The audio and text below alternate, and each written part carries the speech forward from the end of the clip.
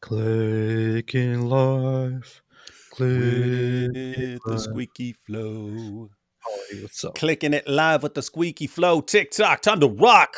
Good evening, good morning, good afternoon to everyone who's watching from all over the world. It's your friendly neighborhood philosopher here, D Wood. And with me now is apparently a fighter for the Israel Defense And Force. also at the same time, an unfriendly, I don't know, village non-philosopher or something. I don't know. Couldn't come up with an alternative. Whatever. Yes, that's what I am.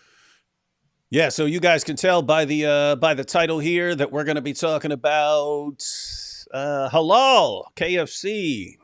KFC Canada going full halal. Going full halal, ladies and gentlemen.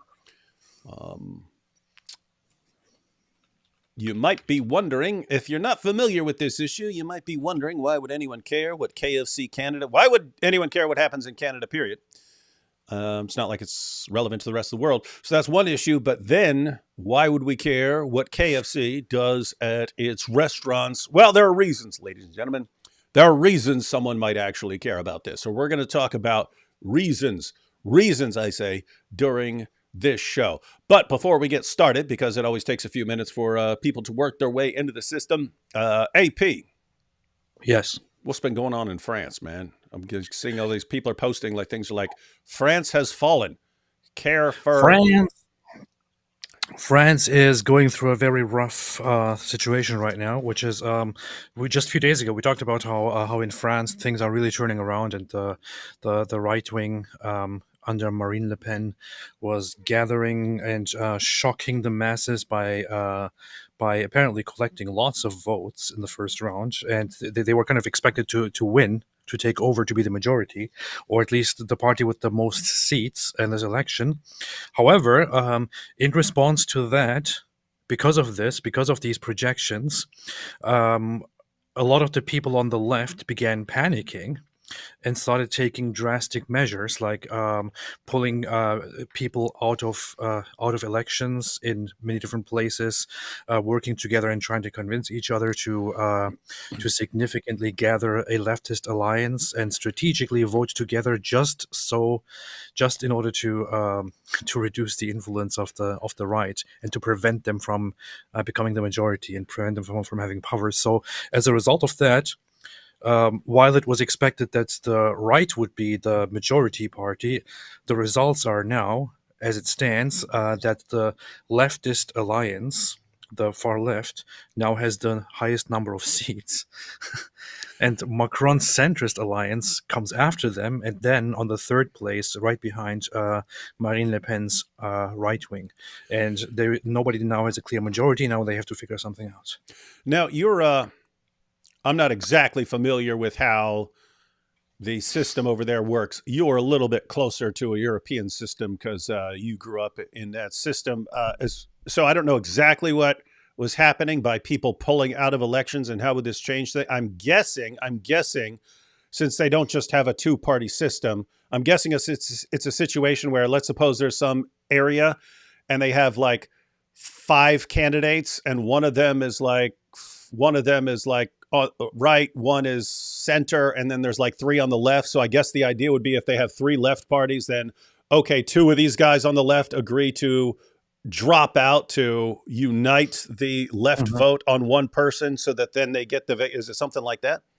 Yeah, that's one aspect of it. That's actually a big aspect of it, where they think, where if there are multiple parties in a democratic system, then voting for those who might not really have a chance can result in the votes being divided and one side losing influence to the other.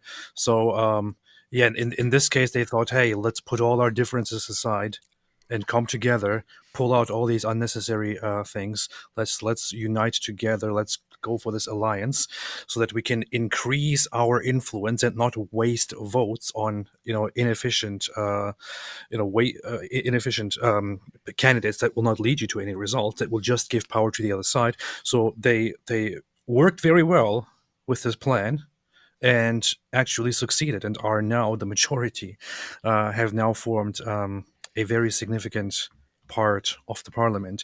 But the situation now is that so the radical far left in this approach has gathered a lot of seats. I think they have like between 180 and 190. But in order to form a majority and to form a government comfortably, they have to be over 290 seats. They are not even close to that. The center with Macron is lower than that.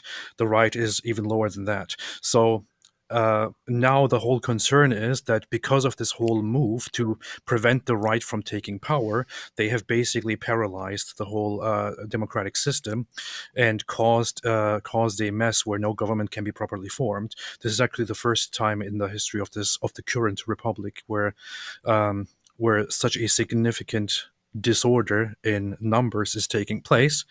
But there are solutions to that. And some of the solutions are that the left will most likely approach the center, Macron, and they will figure things out and work together just to exclude the right wing from having any power.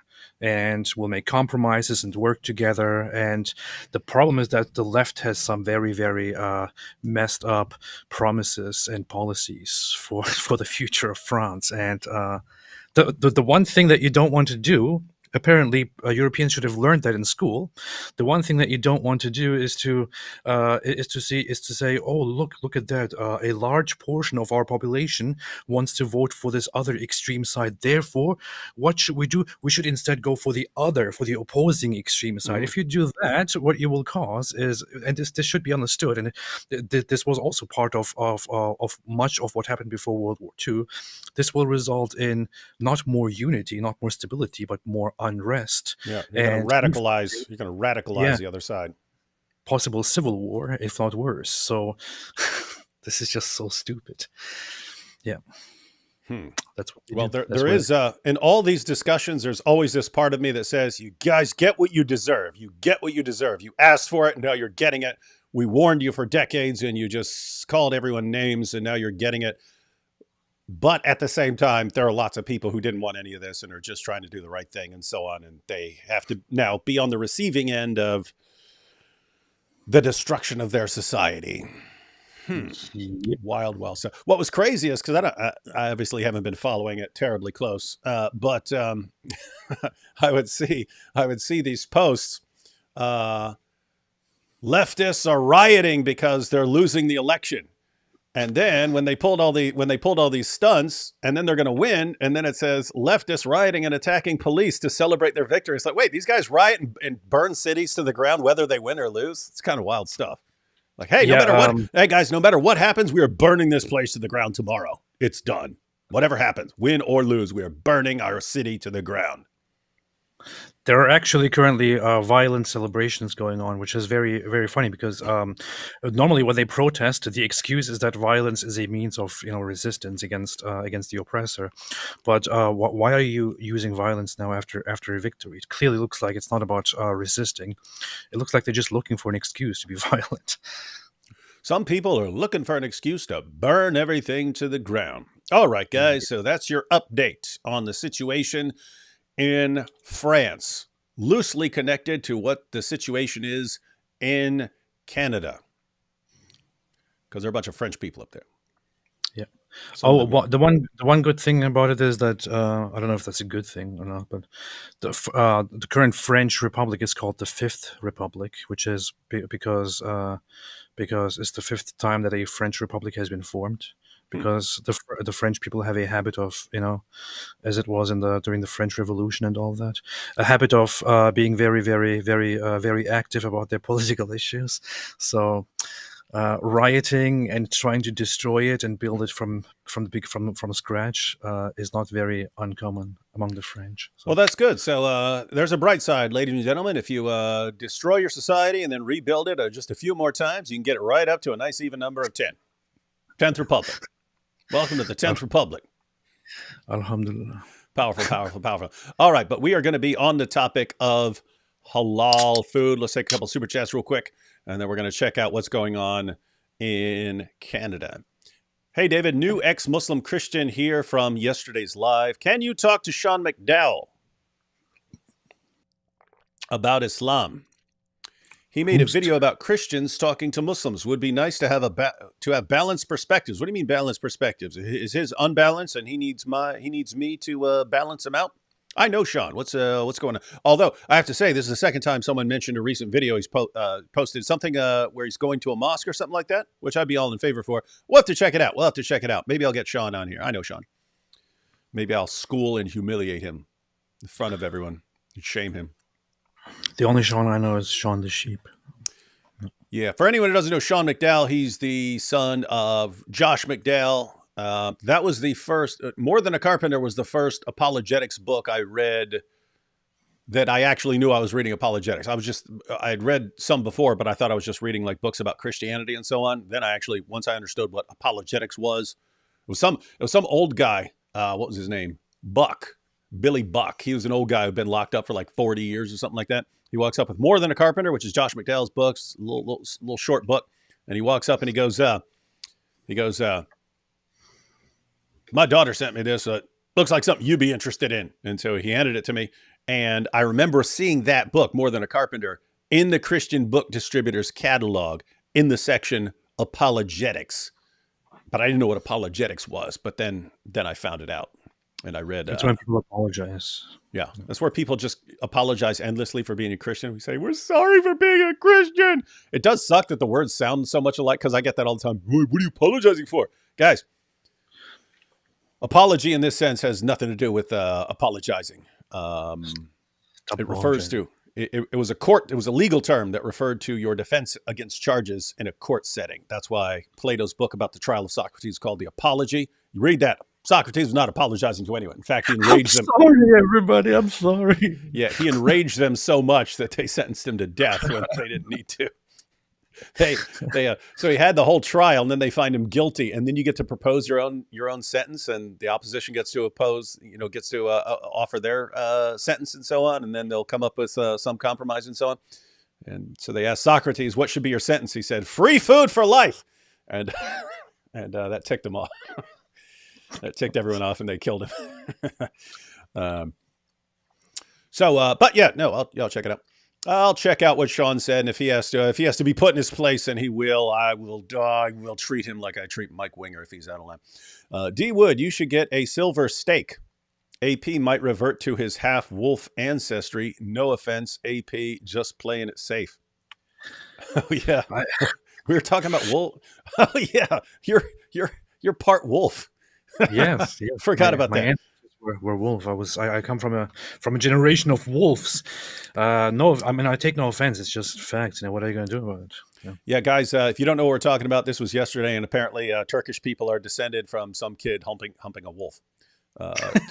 True story. AP actually brought the receipts. He pulls up an article showing Turkish people do come from some kid humping a wolf lady. Just a wolf. Yeah.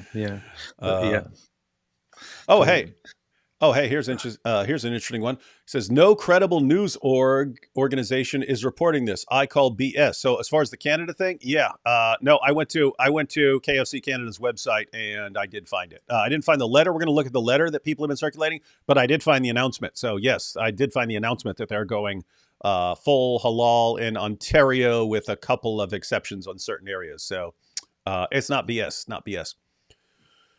But yes, you're right. I couldn't find people reporting on it. I just found a bunch of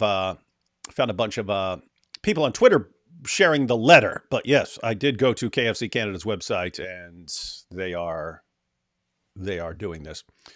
Their national anthem about to be "Oh Caliphate." Yep, that's about right. AP, you didn't read my second super chat yesterday. You absolute garbage person. I read everything that I found. When I said, from the donkey to the mule, AP will be free. You didn't read that? That would have been funny. From the donkey to the mule, AP will be free. You need to fix the meter, add a little bit, add a couple syllables in there to get the right meter. From the donkey to the mule, that is the correct meter. Also, play as Nietzsche for the Boom Boom Room. Now, you messaged me that said you may have a Hitler costume. It's like, wait, what? You may have a Hitler costume. What? who who may have a Hitler costume? Well, it's in my collection of my favorite things that I like to wear sometimes when I dream of what I could be in an alternative universe. I have such a costume somewhere. I might find it. I don't know. Um, so are you suggesting we record Muhammad meets Hitler? I don't know. I was just asking you if you want to do that soon. I don't know, but yeah, we could totally do that. Because we're And already Nietzsche, doing. Yeah, I haven't decided because we only have a couple days until we're recording, but we're definitely doing Muhammad meets Queers for Palestine. yes. And I'm thinking, since they have lots of sheep and goats in Ohio, I'm thinking of just recording a sheep or a goat and then writing the script later for Muhammad meets the sheep or the goat. That's the problem. It's whether it's a sheep or a goat. The source I use most frequently, Sunan ibn Majah, 1944, has a sheep eating it, but we actually tested it on a farm and discovered that a goat is massively more likely to eat something like that than a sheep. The sheep isn't interested, even if the sheep is hungry. Goats are big. A goat, well, goat will just tear right into it. Goats are. So it's much more likely that the goat version of the story is correct. So maybe, I don't know. Maybe it could be Muhammad and he's sitting there with a sheep and a goat. Huh. Darn, this is already sounding perverted, but it's not. It's actually like maybe Muhammad's like interrogating them to figure out which one was a sheep or a goat who ate the Quran. Anyway, we've got a couple days to figure this out. What if we change the story and make it so that a wolf ate the Quran? And Or a then, half. and then got humped by a kid and produced the Turks. What the heck is wrong with you? Who wants to be? Who wants to be? I don't know. Yeah. Yeah. France just elected far left commies who hate Israel and love hate speech laws. AP2 D Wood 0 in just 2 weeks. Optimist bros just can't stop losing. No, that is not a D Wood 0 lesson. That is, I believe things have to get way worse before they get better. So before you get a serious reaction among people like the French, things have to get completely unbearable for them. So they need to go, guys. I've explained it before. It's the old story. I don't think this is actually would happen like this, but it's the old story about if you stick a frog in a pot of water and turn the heat up slightly, so you can actually cook the frog and he won't jump out because the temperature is slowly rising. Or if you toss him in a hot water, he'll jump right out. But if you slowly raise the temperature, again, I don't think this is actually the case, but if it still makes the point. If things slowly get worse in a society, people adapt and get used to it, and they just keep getting used to it and used to it and used to it. If things get really bad real quick, that's when they notice the change. So things might need to get. Huh? I tried it. It didn't work like that. Yeah, try harder. Okay. Try harder. It's finger licking good. Sahih Bukhari. Look up these passages, AP. Sahih Bukhari. 54, 50. What are you giving 17 passages? We're looking up one of these passages. Next, Zakir Naik. Sahih Bukhari, 54, 56. By the way, shout out to ProNode 22 for gifting five memberships. When you eat, do not wipe your hands till you have licked it or had it licked by somebody else. Okay, that makes sense. Yeah, so you got all these passages. I'm wondering, because we're also recording Muhammad being poisoned scene, where we've got Mary Harp, who's awesome at set design. She's setting everything up. I've purchased all the supplies, very expensive to make this as authentic as possible. Some things are a little out of place, so it's going to be, Muhammad's still going to have a suicide vest on, so there's some there's some anachronisms, but it's totally worth it. But I'm wondering, because they're going to be eating, right? And so it's possible to bring these finger-licking passages in there. But I'm thinking about having Diha al-Kalbi there, because we know he was at Khaybar, because that was the guy who was going to take Safiya as his war booty, and then Muhammad wanted her. And then in exchange, he gave Diha seven sex slaves in exchange for Safiya. But apparently,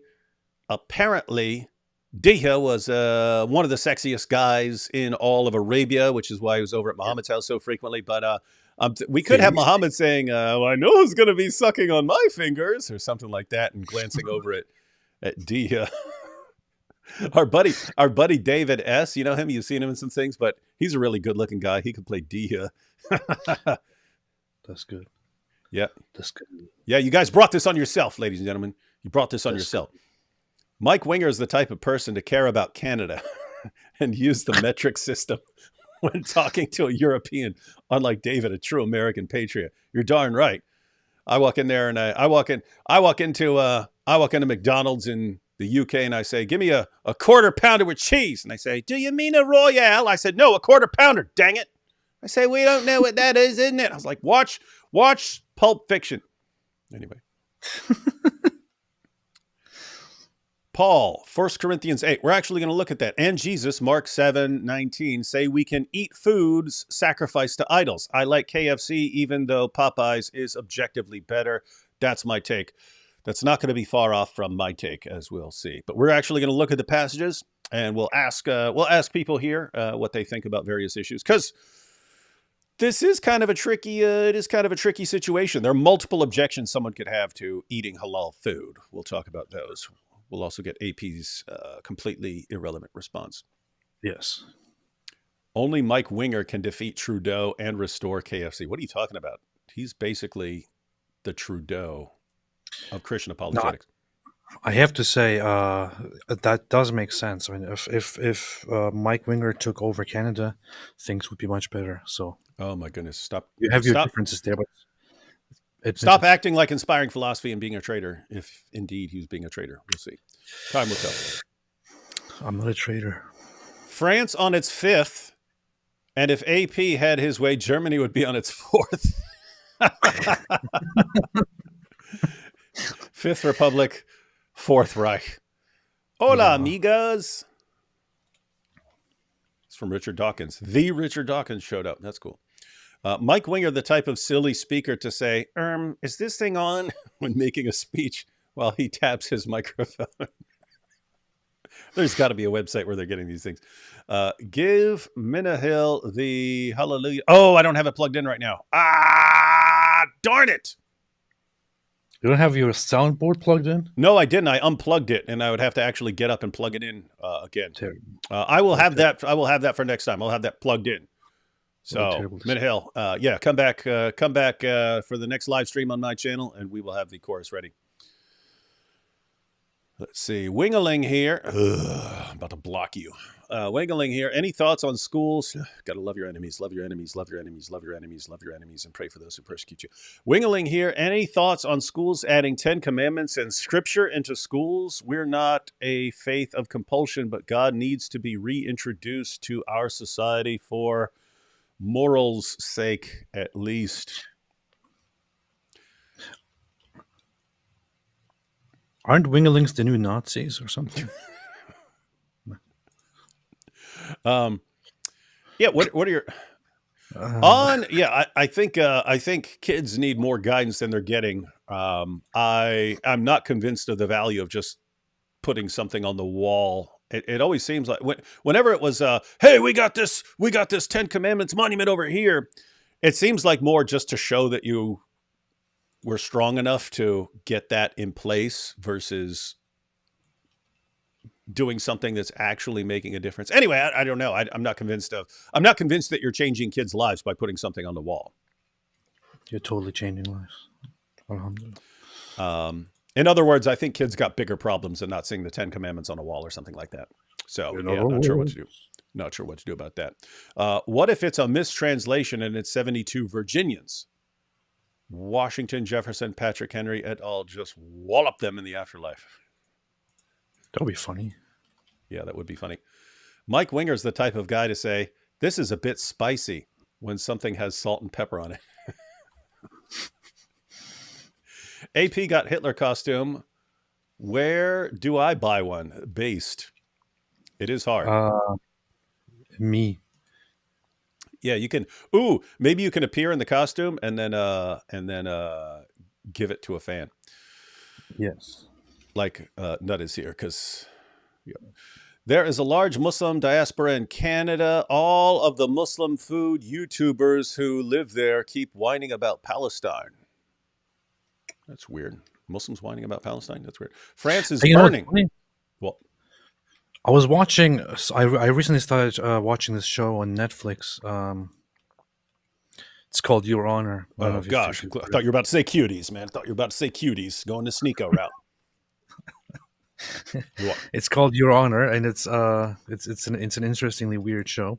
However, just yesterday, I think there was an episode where they were having a casual conversation, nothing to do with Islam at all, and then the daughter of this crime family, she's sitting there, and apparently she's learning about religion and she's starting to question her own religious things and stuff like that, and they don't want that. But anyway, in the middle of the conversation, she says something like she suddenly starts talking about Muslims and says, well, the Muslims have it all figured out.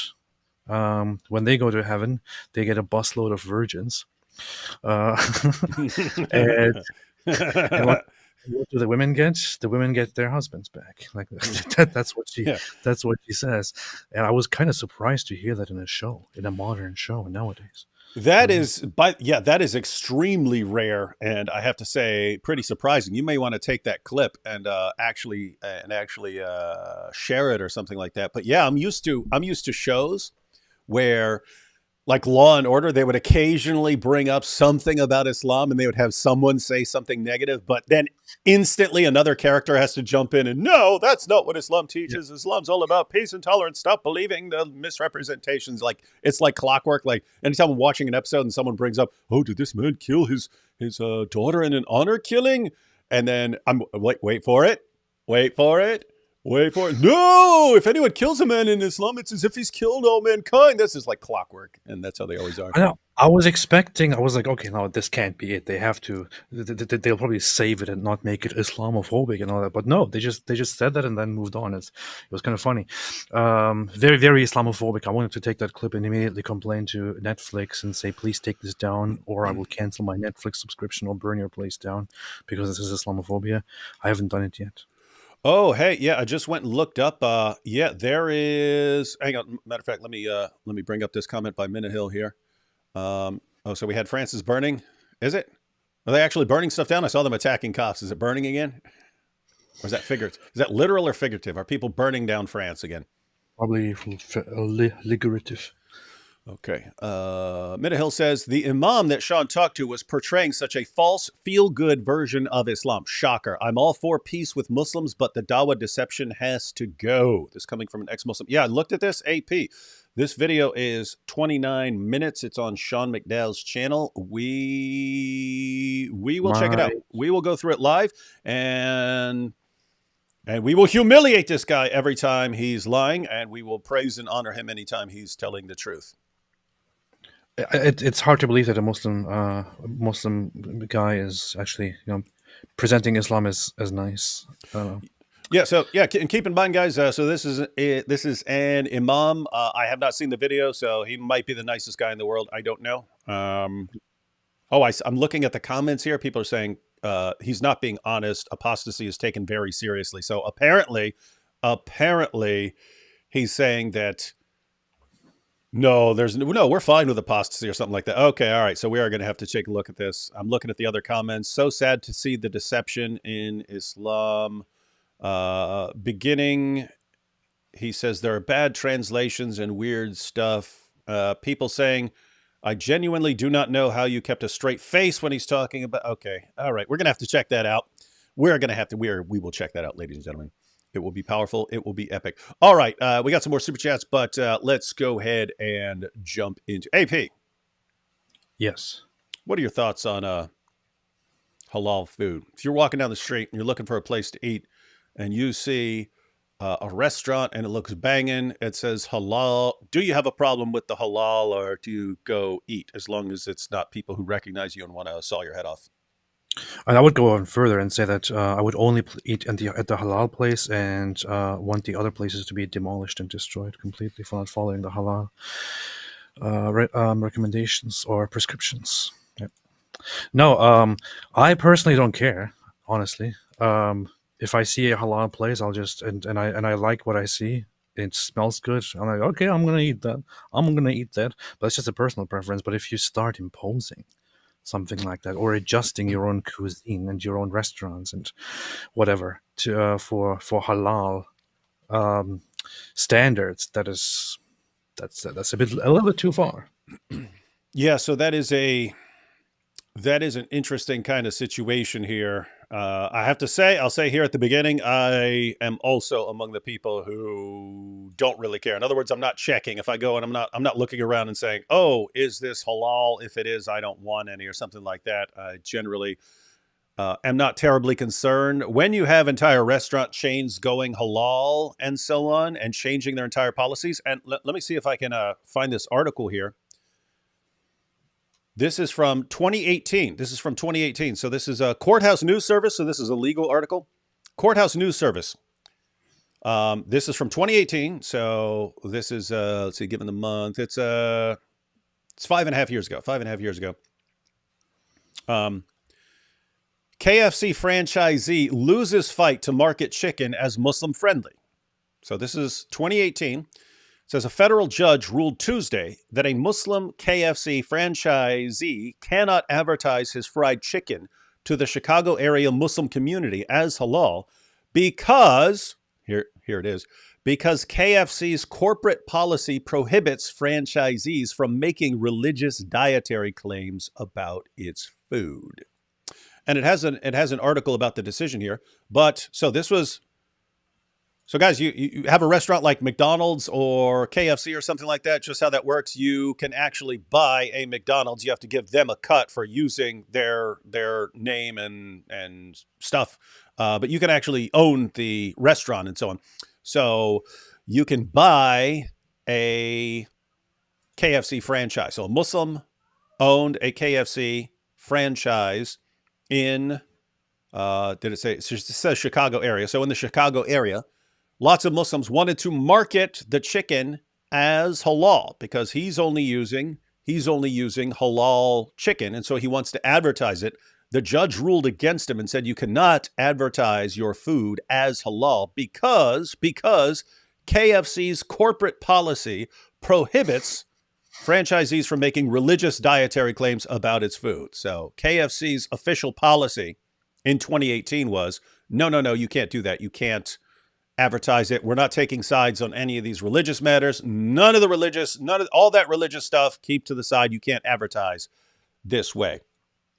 Terrible decision, very Islamophobic. Fast forward to today. Fast forward just a few years. Let's go ahead and read this article, ladies and gentlemen. Well, not article. We'll read the letter. Again, this is the letter that's circulating on Twitter. I did not find the letter on KFC Canada's site, but I did find them confirming basically the same thing, that they're going halal. So here we have Kentucky Fried Chicken Canada Company, blah, blah, blah, blah, blah. Dear community leaders. So this was actually a few months ago, just started catching people's attention now. KFC Canada launching halal certified chicken in Ontario. Keep in mind, 2018, you could not advertise anything as halal or say your stuff is halal because that would be taking religious sides, making a religious claim. And that was, in 2018, against KFC's corporate policy. No more, ladies and gentlemen. Now they can be as halal as they want. We are excited to inform you that effective May 15th, 2024, KFC, so that's already happened, KFC Canada will be launching halal certified chicken across KFC restaurants in Ontario, Canada, excluding Thunder Bay and Ottawa, because no one cares about Thunder Bay or Ottawa. This initiative is a testament to our commitment to providing, this is the funny part, this initiative is a testament to our commitment to providing diverse and inclusive menu options for all our customers. As part of this launch, we have taken the following steps. So that's what I find funny, AP. In order to be as inclusive as possible, we're catering to this one religion in a way that may offend every other person. Huh. Isn't that all? It reminds me, it's the same thing. Like, in order to be more inclusive, we have to make laws against criticizing Muhammad. Because, to be more inclusive, we can't allow you to criticize Muhammad. So in order to be more inclusive, we have to silence people. In order to be more inclusive, we have to make things 100% Sharia compliant for inclusivity and diversity. Wait, will they also make it kosher? Yeah, I mean, cater to everyone. Matter of fact, I mean, if you really wanted to make it diverse, you should have to go in. You should go in there and be able to say, "Hey, here are the dietary restrictions that I follow, and you got to make it that way." And we'll get into. But matter of fact, yeah, we'll check out what halal is. But let's go ahead and see what they're doing. So, as part of this launch, we have taken the following steps. Went down. Ensured, so these are the steps that they are taking. Ensured all chicken products are halal certified, including but not limited to chicken on the bone, chicken tenders, popcorn chicken, sandwiches, wings, etc. Discontinued pork products at all KFC locations. Now, KFC is not known for its pork. I'm guessing this is talking about chicken sandwiches and having bacon on the chicken sandwiches. So no more bacon on your chicken sandwiches because pork products are discontinued. Discontinued pork products at all KFC locations. But this is what I'm talking about, right? You've had pork products. You didn't stop the pork products because Jews don't want to eat them or because Jews won't eat that, but you'll do it to make it halal. Discontinued pork products at all KFC locations, excluding establishments co-branded with Taco Bell. So if it's one of those joint locations that has a KFC on one side and a Taco Bell on another, they say, okay, they don't have to because then the Taco Bell would have to get rid of pork too. Partnered with halal suppliers. So they're partnering with halal suppliers such as Maple Lodge Farms, home of Canada's #1 halal brand. Wow, quite an honor. Zabiha Halal, with long-standing experience delivering halal products to the Muslim community. Wow, Zabiha But Halal. did you say Zabiba? Oh, Zabiba. Oh, Okay. Zabiha. Oh, I see. It'd be funny if it was called Zabiba, or matter of fact, it'd be even funnier if it was called Zabubas. Zabubas Halal. Zabubas. Trained Ontario restaurant staff on halal operational procedures. So all the KFC restaurant staff had to go to training from our Muslim friends on how to be 100% halal in there. And they learned to be good boys. And yes, and here's how you pray. Collaborated with KFC. Oh, look, collaborated with KFC Canada Muslim team members on the halal rollout. Awesome. They've collaborated with KFC Canada Muslim team members on the halal rollout. Keep in mind, this is all for inclusivity. Going full Sharia compliant is just for inclusivity. So happy to see that. Wow. Halal certified chicken will be available at KFC restaurants in Ontario starting May 15th, 2024, followed by the rest of Canada. Wait a minute. Followed by the rest of Canada. I didn't even read that. Followed by the rest of Canada by year end. So Canada, it's Ontario now, but all of Canada will be halal certified. That's the KFCs will be halal certified by the end of the year. We sincerely appreciate your partnership. And if you have any questions or would like further information, please feel free to reach out. Lookman, I wonder who that guy is. Research and Development and Operations Manager, KFC Canada. Yours truly, Kentucky Fried Chicken Canada Company. Well, isn't this a peach here? Wow, that's beautiful. So Canada will be 100. KFC Canada will be 100% halal certified by the end of the year. Ontario is the rollout. You got that? This makes me so happy. Wow. Mm-hmm. Alhamdulillah. Finally. And again, guys, you just as of 2018, you couldn't even say halal certified. You couldn't even say, hey, this is halal, because KFC. The corporate KFC corporate would say, you can't do that. We're not taking sides on religious issues. We're not emphasizing religious preparation and so on. So get rid of that. And now, hey, everyone, all of Canada is going full Sharia compliance. Beautiful. Yeah, and I'm kind of like AP. If I were in a KFC and some of that chicken had been halal, I really wouldn't care. I do care when they say, hey, we're going full halal at all locations, and we're changing our corporate policy to go full halal. This is one of the objections you could have. We'll talk about multiple objections you can have to halal food. One of the objections you can have is something that I don't know who named it this. It may have been Robert Spencer. May have been Robert Spencer. But it's, you go back 20 years ago, they're calling it creeping Sharia. Creeping Sharia. They called it creeping Sharia. Don't be a Sharia creep, right? But creeping Sharia was the idea that historically, if Muslims could go in and conquer an area, they'd go in and conquer an area, take it over, and apply Sharia.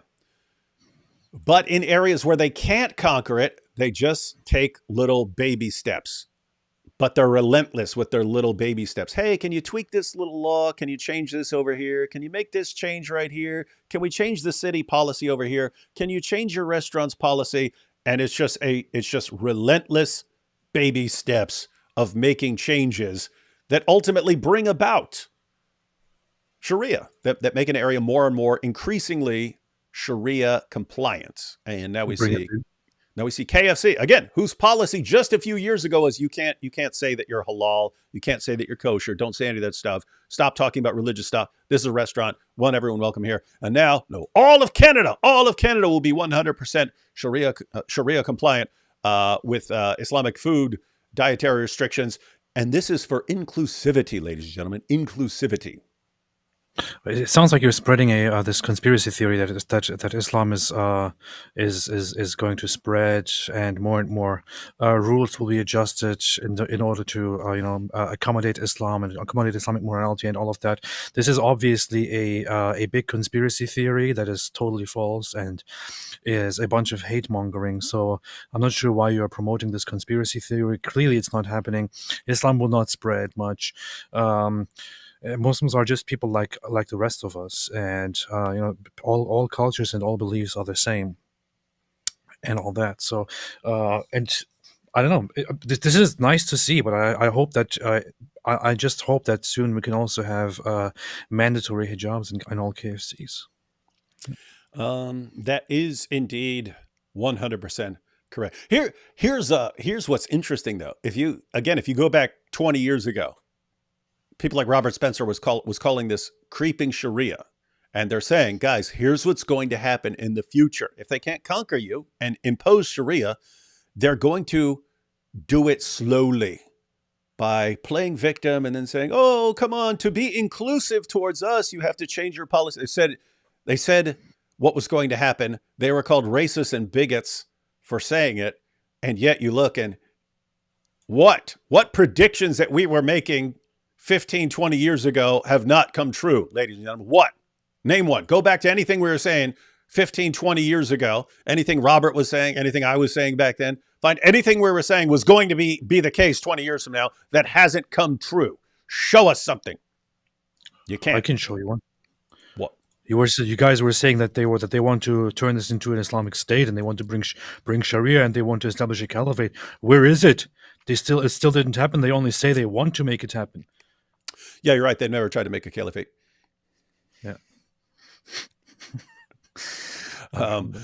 All right, so we're gonna look a little more into this. We're gonna discuss. We'll discuss a little bit about what exactly halal is. What does it take to get your chicken? What does it take to convert your chicken to Islam? How do you know that your chicken is a good Muslim chicken that's acceptable before Allah? We're gonna look into that. We'll take a couple more super chats. What are you laughing at? Why are you laughing? Nothing. Okay. I was just thinking of something funny. Okay. When Mike Winger sees a woman in niqab, he thinks, what Star Wars character is she playing?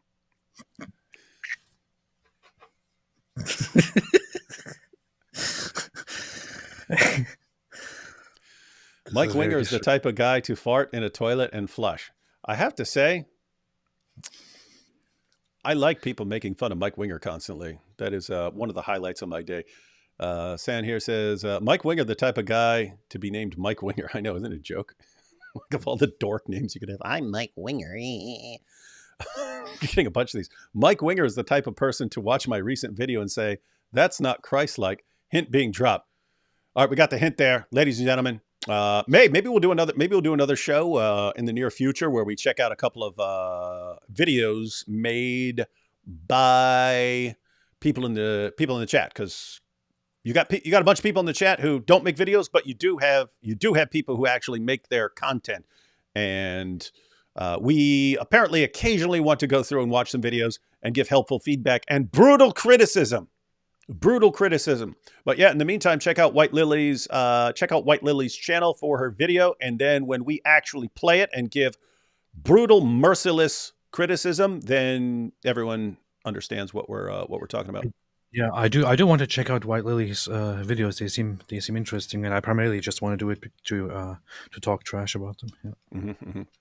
Halal slaughter means KFC will dispatch chickens in the same way Hamas takes care of Jewish grandparents. Yeah, we'll go into a little bit of halal, what it means for your chicken to convert to Islam. Missed early super chat re halal versus kosher. If it was before we started, then it's not in the it doesn't show up here. Yes. Missed early super chat halal versus kosher. A quarter pounder is named a quarter pounder in Europe, at least where I've been. Hey, that's interesting. I only knew from Pulp Fiction where they said it's called a Royale with cheese. And they automatically come with cheese. You have to ask them to remove it, not add it. D-Wood, you need to spend some more time over here. No, I don't. I remember ordering some French fries at McDonald's, and they said, would you like mayonnaise or salsa with that? Like, what? You could get ketchup, but you had to that was like some weird alternative to them. It was mayonnaise or salsa. Where was that? That was in London. I went to this is back like 10 years ago or something like that. But yeah, I was there in London. I went in and I ordered something, a burger or something like that, and fries. And they said, do you want mayonnaise or salsa with that? And I was like, is there no third option? Maybe they were just pranking you. No, they weren't. They're that evil. I have to say though, I did try the fries with mayonnaise, and it was okay. Have you heard of Jollibee? Yeah, that's a Philippine. That's like a Philippine. My wife's half Filipino, man. Come on. So yeah, it's like a fast food type place, but for Filipino food. It's famous in the Philippines. My wife loves it there, but I get PTSD because the bee looks like Farfour. Yeah, I don't remember what the Jollibee looks like. Did you see Winger's debate with Dillahunty? I've never seen a more precious, hypersensitive, insecure excuse for an apologist. That's weird. That might be the one time I might be actually rooting for Matt Dillahunty. Also, the metric system is better than the Americanican imperial system. Yes. We can have discussions about everything, but the way things are measured in America most of the time makes zero sense. Whereas everything is very, very well established with the metric system, with the weights and everything. Yeah. Yes. Speaking objectively, ladies and gentlemen, the centimeters, meters, kilometers, and so that system where everything is like multiples of 10, that does make sense. That does make, in a sense, more sense than the American system where you've got 12 inches in a foot, 3 feet in a yard, and so on. Even with temperature and so on. The only convenient thing about the American system with Fahrenheit is it's good for outdoor temperatures. Like 100 degrees is really hot, 0 degrees is really cold. That works well. Yeah. So objectively speaking, it would be superior, but the American system is nevertheless better because America adopted it, and learning more than multiples of 10 is just better for your brain. It builds more brainwaves and makes you smarter, which is why America took off and Europe is crumbling from within. So weird. I arrived when did I come to America? I think like 7 years ago or so, and I still have no idea what's going on when people say, "Oh yeah, the so many feet and inches." I'm like, what? Yeah. AP, I'm betting 200 for the costume purely for the troll. Inshallah. Yeah, you're gonna have to send me a picture of this costume. Mike Winger is the type of guy to not have a subscription to Goat Hub. Cringe. What a nerd. Don't be like Mike. Yeah. I can agree with that. All right, so we ready to go into some halal? We got more super chats, but again, let's go into some halal issues. Um, hang on. I'm just going to read about halal certification. This is from a nice, a Muslim friendly ish site, so they're not trying to criticize it. Scrolling down through here to find out exactly what. Okay. Oh, this was a trial. Let me go and read this real quick. Halal slaughter is more complicated than you realize. As the Muslim populations of Western nations continue to grow, controversy over the halal slaughter of animals has intensified. We asked Dr. Temple Grandin the question that's most often at the center. Is halal slaughter humane? Oh, this is wild. Halal or not? That is a question.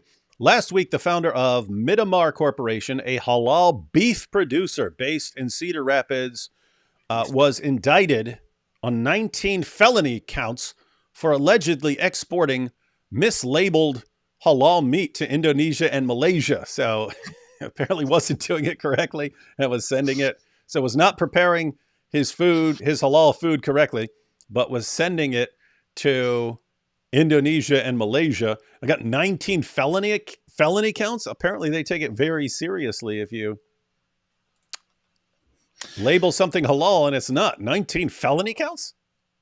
What a waste of humanity.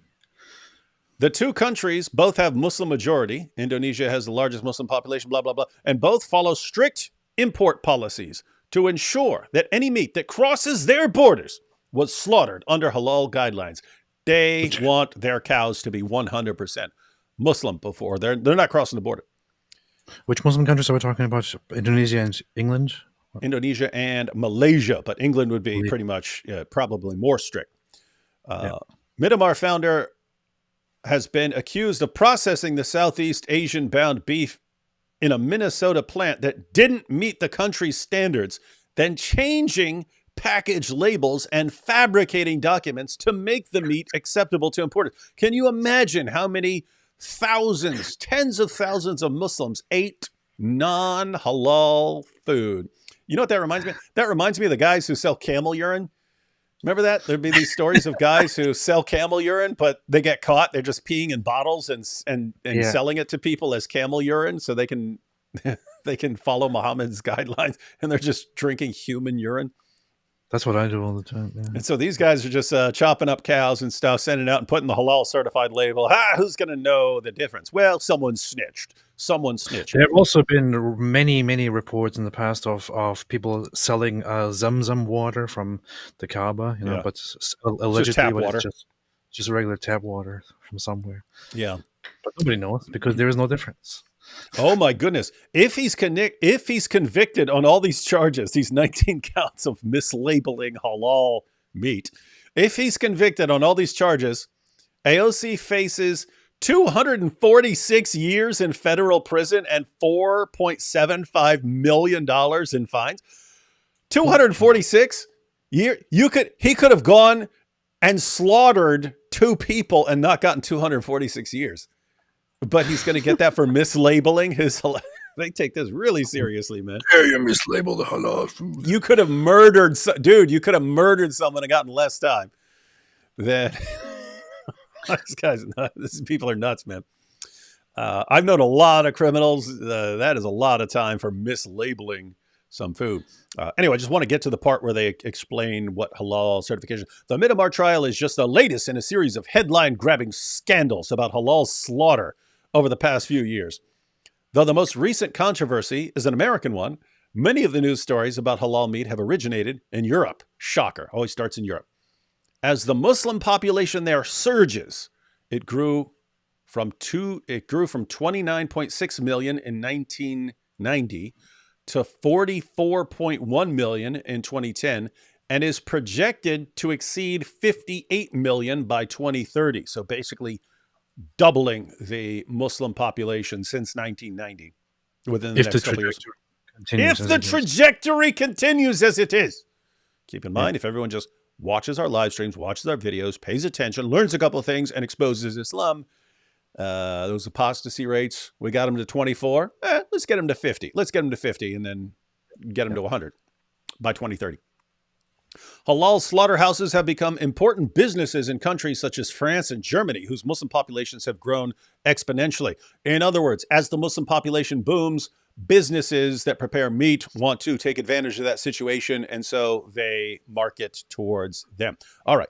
Fraudulent labeling aside, the question that's most often posed about halal slaughter is it humane?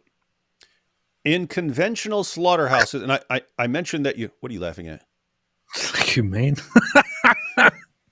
Nobody cares. Allah doesn't care.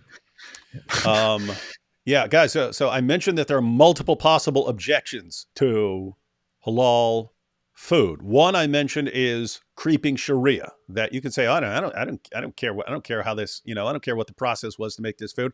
I want the food, and I don't really care how it got here. So you could be like that, but you could also say, hey, I don't want these baby steps towards Sharia and taking over entire industries and stuff like that to make them more Sharia compliant. So that was one. Another one is you could have an objection to how the animals are treated. So this is what we're getting to. Is it humane? In conventional slaughterhouses, cows, pigs, and sheep are stunned before they're killed. They stun them. Zap. They're unconscious. Then they kill them. They're stunned before they're killed using a captive bolt pistol. Oh, okay. So that's the thing that pops through their head. They're stunned before they're killed using a captive bolt pistol, i.e. a variation on the freaky weapon wielded by Javier Bardem in No Country for Old Men. He had that thing and he turned on the air and it just shoots a bolt that goes through a skull. A variation on the freaky weapon wielded by Javier Bardem in No Country for Old Men, which forcefully strikes the forehead of the doomed animal, rendering it unconscious and therefore unable to feel pain before it hits the killing floor.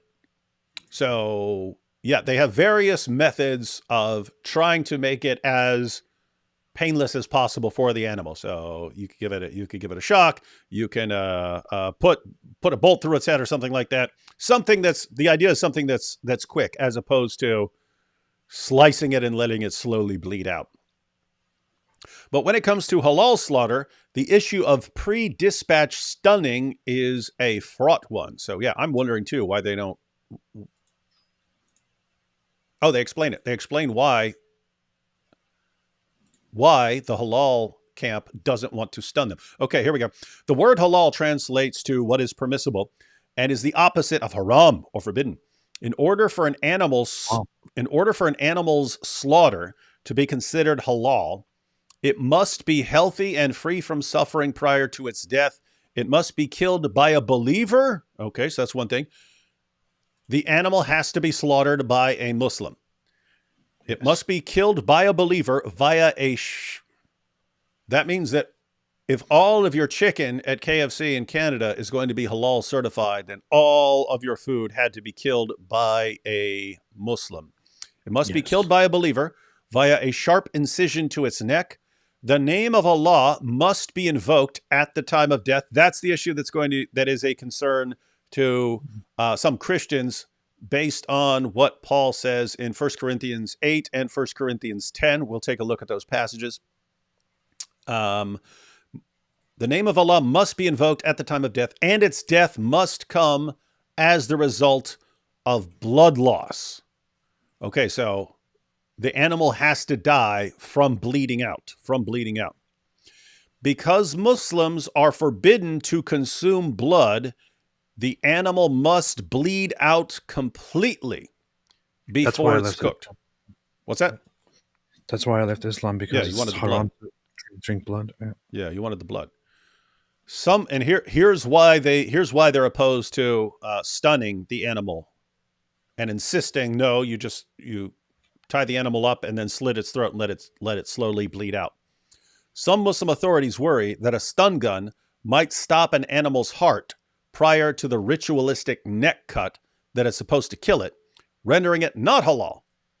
So if you stun it, they're worried that this might actually stop its heart or something like this, and then it's not bleeding out properly.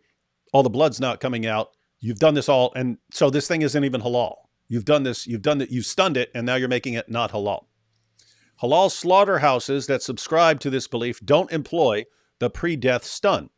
And if something goes wrong with that neck cut, if it's not fast enough or clean enough and fails to sever the carotid arteries and jugular veins as it's intended to, and the animal takes a long time to die, that's where the question of animal welfare comes in. And I have seen issues like that where people are it's taking a long time to kill animals. You got people and their knife is dull and so on. And there are all those kinds of criticisms.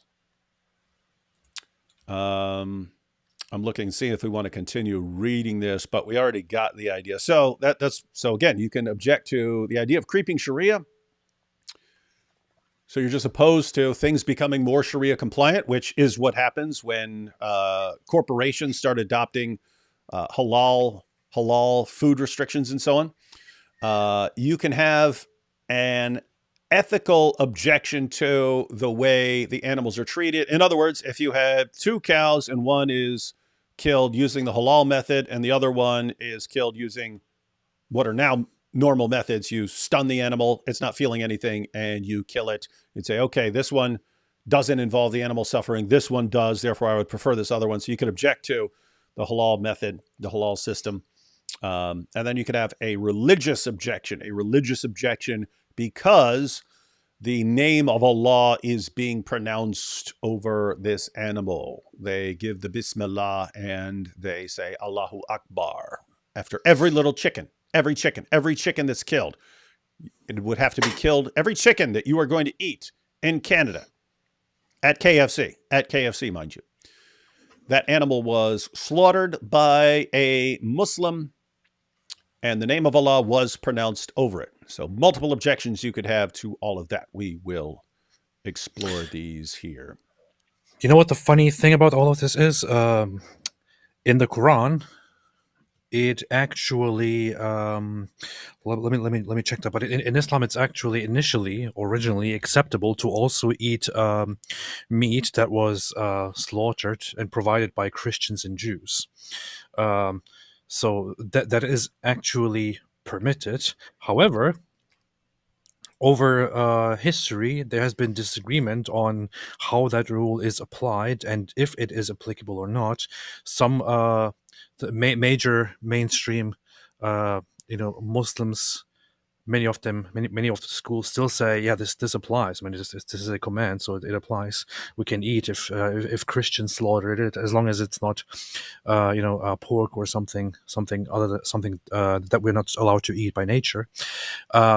Others say no, that only applied at a certain time or only to Christians and Jews before the arrival of Islam, but is no longer valid.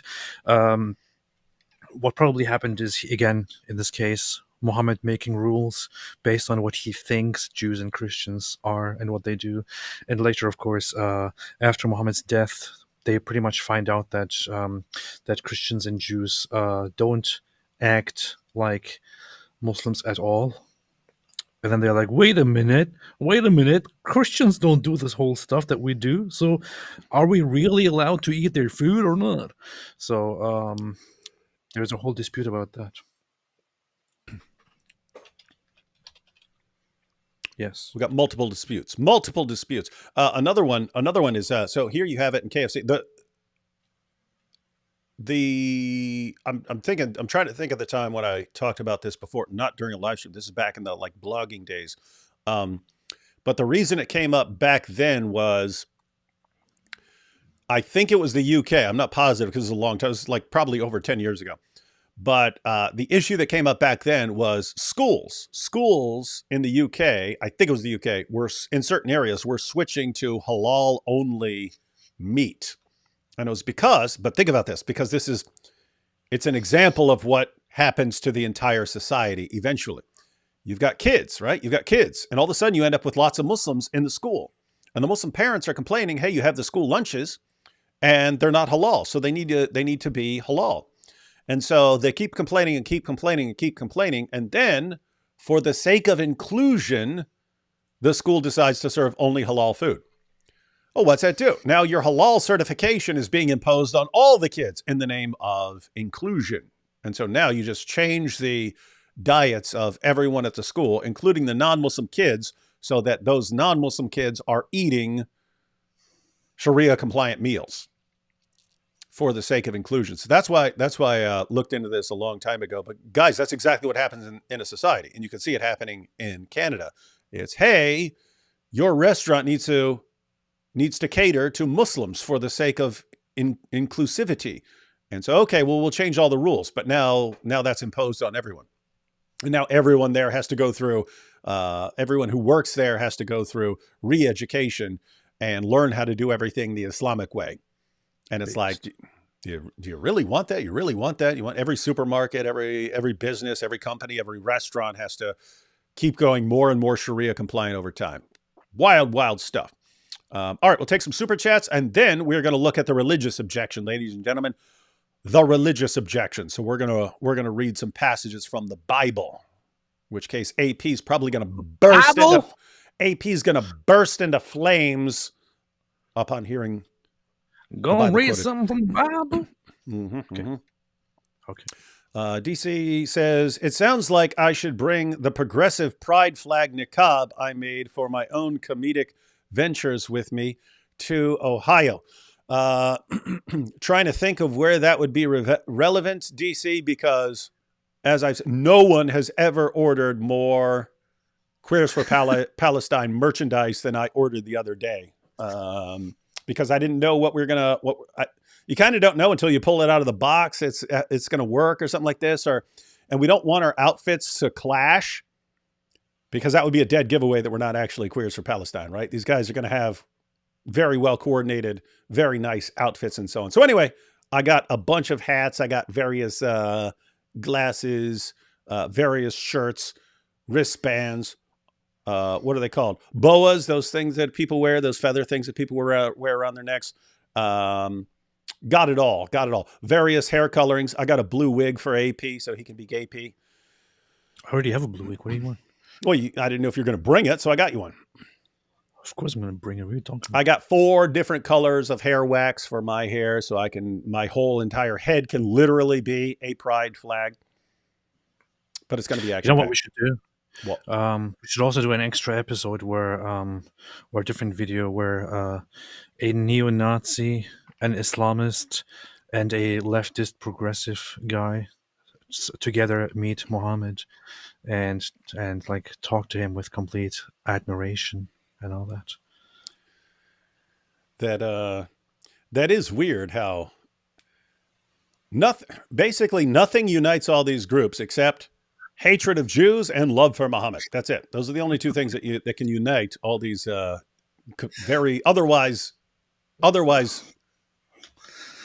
very opposed to one another groups. It's so ridiculous, man. You think? Man.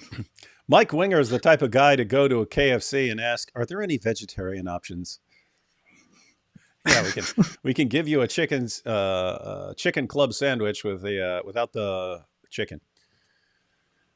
Hi, another wingling here. Okay, another guy I have to block. Hosta Mahogany.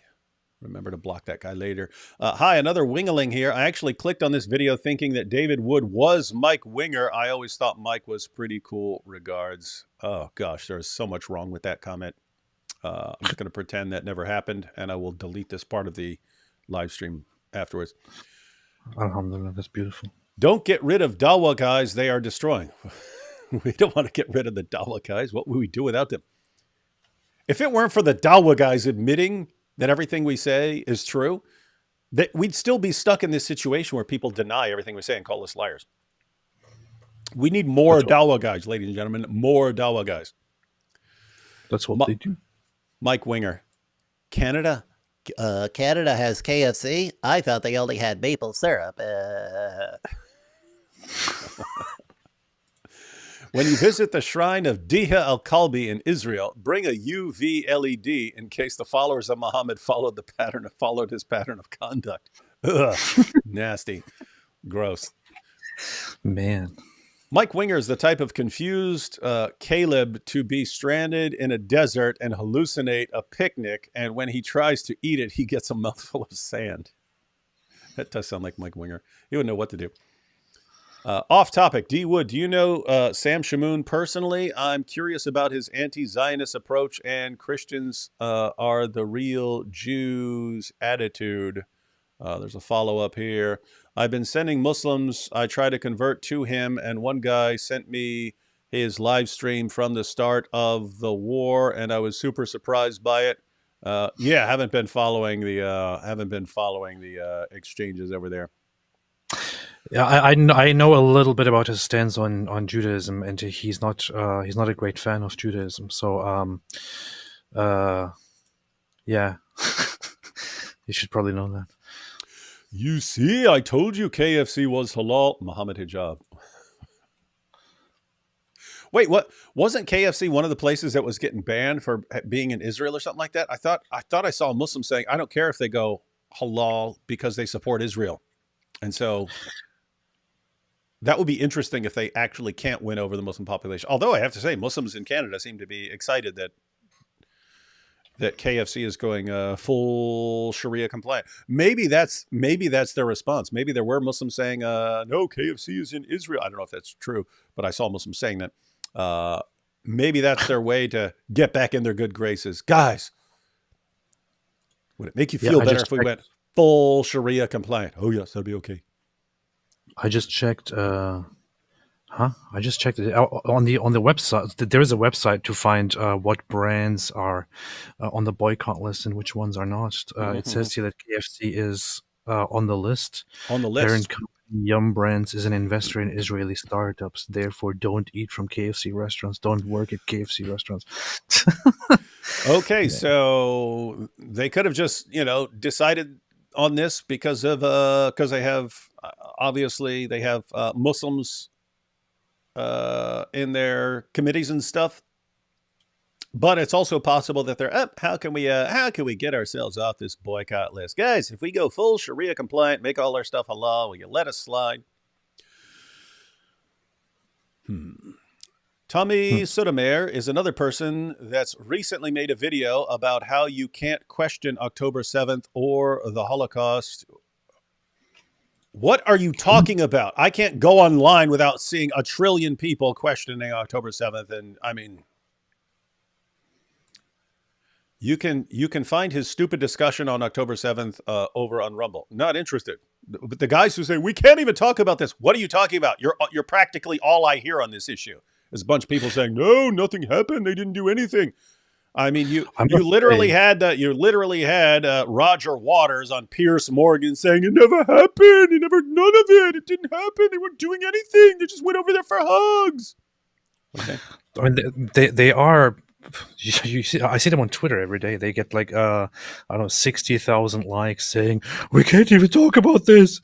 We can't even talk about this. And not just October 7th, even the Holocaust nowadays. They're like, oh, they're saying so many Jews were killed. Where's the proof? There is actually no proof. It's a hoax. And we can't even say it. We can't even say it. They're not allowing us to say it. Nobody won't say it. Allows us to say it. I'm sitting here saying it 15 times a day for the past 8 months, and everything, and I've got 2 million followers, and everything I say gets 60,000 likes, but I'm not allowed to say it. Why am I not allowed to question this? Why? I don't know why I'm oppressed. The Jews are oppressing me. The Jews won't let me say this all day, every day on Twitter. If you even begin typing it, they will come and knock at your door and as kill soon you. As you do, they blow up your house, and it's Mossad, man. No, that's. I mean, think seriously, guys. I mean, they kind of expose themselves. If they really thought that the moment you criticize Israel, Jews are going to sweep in and destroy your life and so on, would they be just running their mouths about it constantly? No, they know nothing happens to them and so on. With that said, it has been pointed out. With that said, we have pointed out that we are in a stage right now where, because of recent events, it has become far more acceptable for people to be constantly complaining about Jews and blaming Jews for everything. So they feel free to post things all over the internet. That time is not going to last forever, but the internet is forever, my friends. And all these people who are posting all this stuff 5 years from now, when they're trying to do something else, It's not going to be Jews. It's going to be people like us. Hey, didn't you say this 5 years ago? It's going to be people like us. It's just amazing that you have people like us who will respond to stuff just because it's evil. And people will say something that's completely stupid and insane. And we'll say, hey, that's stupid and insane. Here's why. You see, the Jews are controlling everything. Can it just be people who think you're stupid and insane? Can it just be regular people who think you're stupid and insane? Why does it have to be the Jews? In other words, you don't need the Jews to respond to you. Just say some stupid, insane, evil stuff. We'll respond. Isn't it just so pathetic?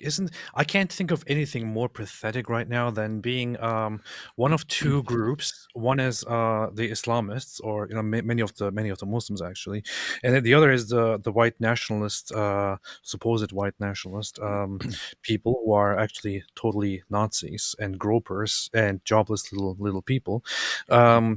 Who consider themselves so great and so superior, but their biggest trouble, their biggest obsession right now is that they are unfortunately suffering because of the Jews, because the Jews are in charge and they're taking control and they're not allowing us to be great as we actually are. These handful of people, these small people, these tiny little people who are weaklings, they're just in control. That's why we don't achieve anything. Isn't this so pathetic, man? Absolutely. Indeed. Rogue Provisionist says, I saw a post that says if the 10 Commandments are posted in Louisiana schools, then also the 5 pillars of Islam should also be posted. Thoughts? Well, again, I don't know what the purpose of posting the 10 Commandments in schools is. You do have issues with it, such as the separation of church and state in the U.S., as far as if a school is actually posting something from a particular religion, is that the school promoting that religion? And so you'd have issues there. But if you did, let's suppose you said, hey, we're going to have the 10 Commandments. Does that mean you also need to post the 5 pillars? There you'd have to say, if you're going to post something from any religion, you would have to post everything from every religion. And I don't know why you'd have to do that, but it would open doors. So I don't even know why you want to. Again, normally when I say, hey, we got the 10 Commandments posted there, it seems more of a flex to me. It seems more of a, hey, we got our way on this issue, rather than here's something that's really going to make a difference in people's lives. So you have any thoughts on any of this, AP? Yeah, I think if you're going to post the 10 Commandments, you should also post the commandments of the religion of atheism and of agnosticism. The satanic.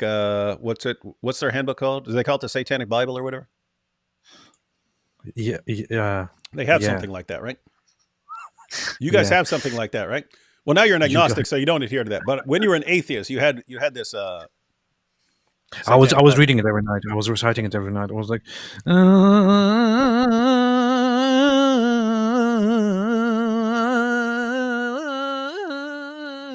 hey, reciting it every night. Yeah. That was the worst thing I've ever heard in my life. Hey, check this out. Inclusivity equals all female cashiers must speak to customers via whiteboards. Alhamdulillah. We should do a skit.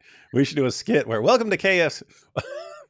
A guy walks in, wants a chicken sandwich, and he walks in, and a woman, a cashier, holds up a little sign, welcome to KFC. and then he's saying stuff, and she's writing, do you want fries with that? That would be funny. I guess the practice of cutting the chicken necks and letting it run around bleeding out will bring in more customers. Yeah, you as far as me and AP seem to be on the same page as far as we're not actively looking usually to this thing is halal certified or something like that. But there are people who would be opposed to it if they understood it. And so you basically want people to be informed such that because you have people who have no idea what halal means, what halal food means. But if they did know, they might not want. It's like there are people who, if they understood how this food was produced or something like that, they wouldn't want it. Should you inform them? Maybe. So you might want to tell people what halal certification involves, because they might say, "Oh, then I don't want that." Well, good thing Popeyes crushes KFC. Speaking as a Canadian, I think this our Prime Minister trying to make for going back face with turban. Where did we eat when we were in Queens, AP? We ate chicken. Remember when we got back from Israel, we ate chicken? Was that KFC or was that a Popeyes or what was that? I think it was Popeyes. Okay. All right. Just checking. If so, then I don't think I've eaten at KFC in like 10 years. I remember my last experience. I went and ordered a little basket of chicken and it was like pure grease. And obviously it's just, it's just that location. It's just that location, but it was like drenched in grease. And I was like, this is disgusting. Is KFC falling off? Did they just, because when I was growing up, KFC was awesome, man. You get some chicken and biscuits and mashed potatoes and gravy and stuff like that. That was a good meal. Anyway, I went there one day. I was like, have they just fallen off? I'm not interested in eating here anymore. And I don't think I've eaten there since that disgusting experience. But I'm assuming it's better in other places. But yeah, Popeyes might be better. Alhamdulillah. Let's see. Hey, David, I saw Carlos Xavier on your channel debating Anthony Rogers on the Trinity. That must have been years ago. I've been considering challenging him myself on that same topic. Do you think I should? Chaos, I'm not your boss. If you want to be completely humiliated due to your lack of debate experience, then by all means, challenge people. No, seriously, Chaos, if you want to get in debates, it's good to do lots of debates. Lots of them. Search AliExpress World War II German costume. You're welcome. Huh. Well, I would never check there. So AliEx World War II German costume.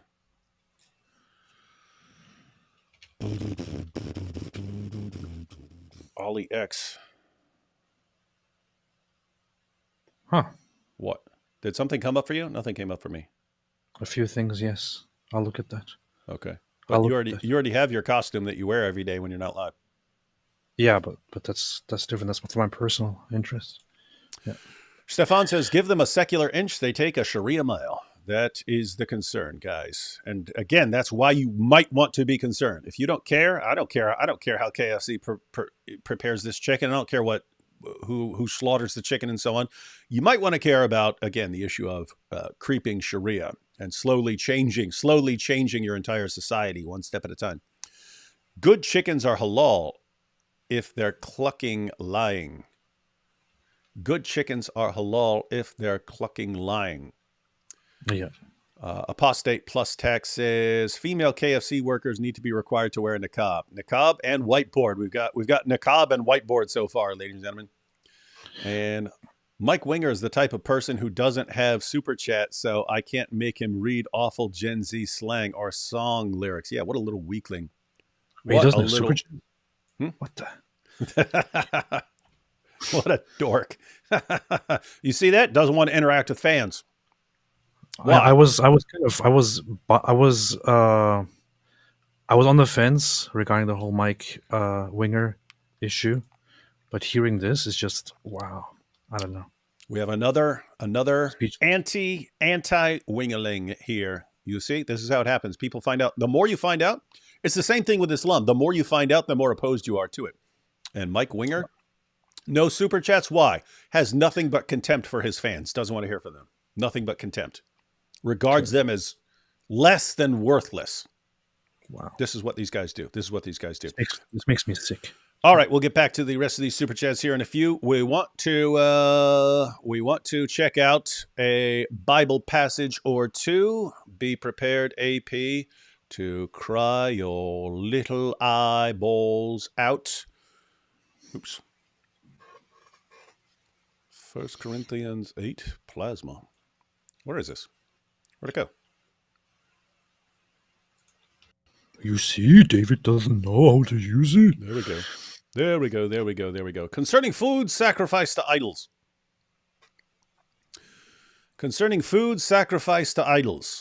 This is a short chapter. Matter of fact, this is a short chapter. We'll just read this chapter. It's only like, what, 9 verses or something like that? How long is this? 10, 13 verses. All right.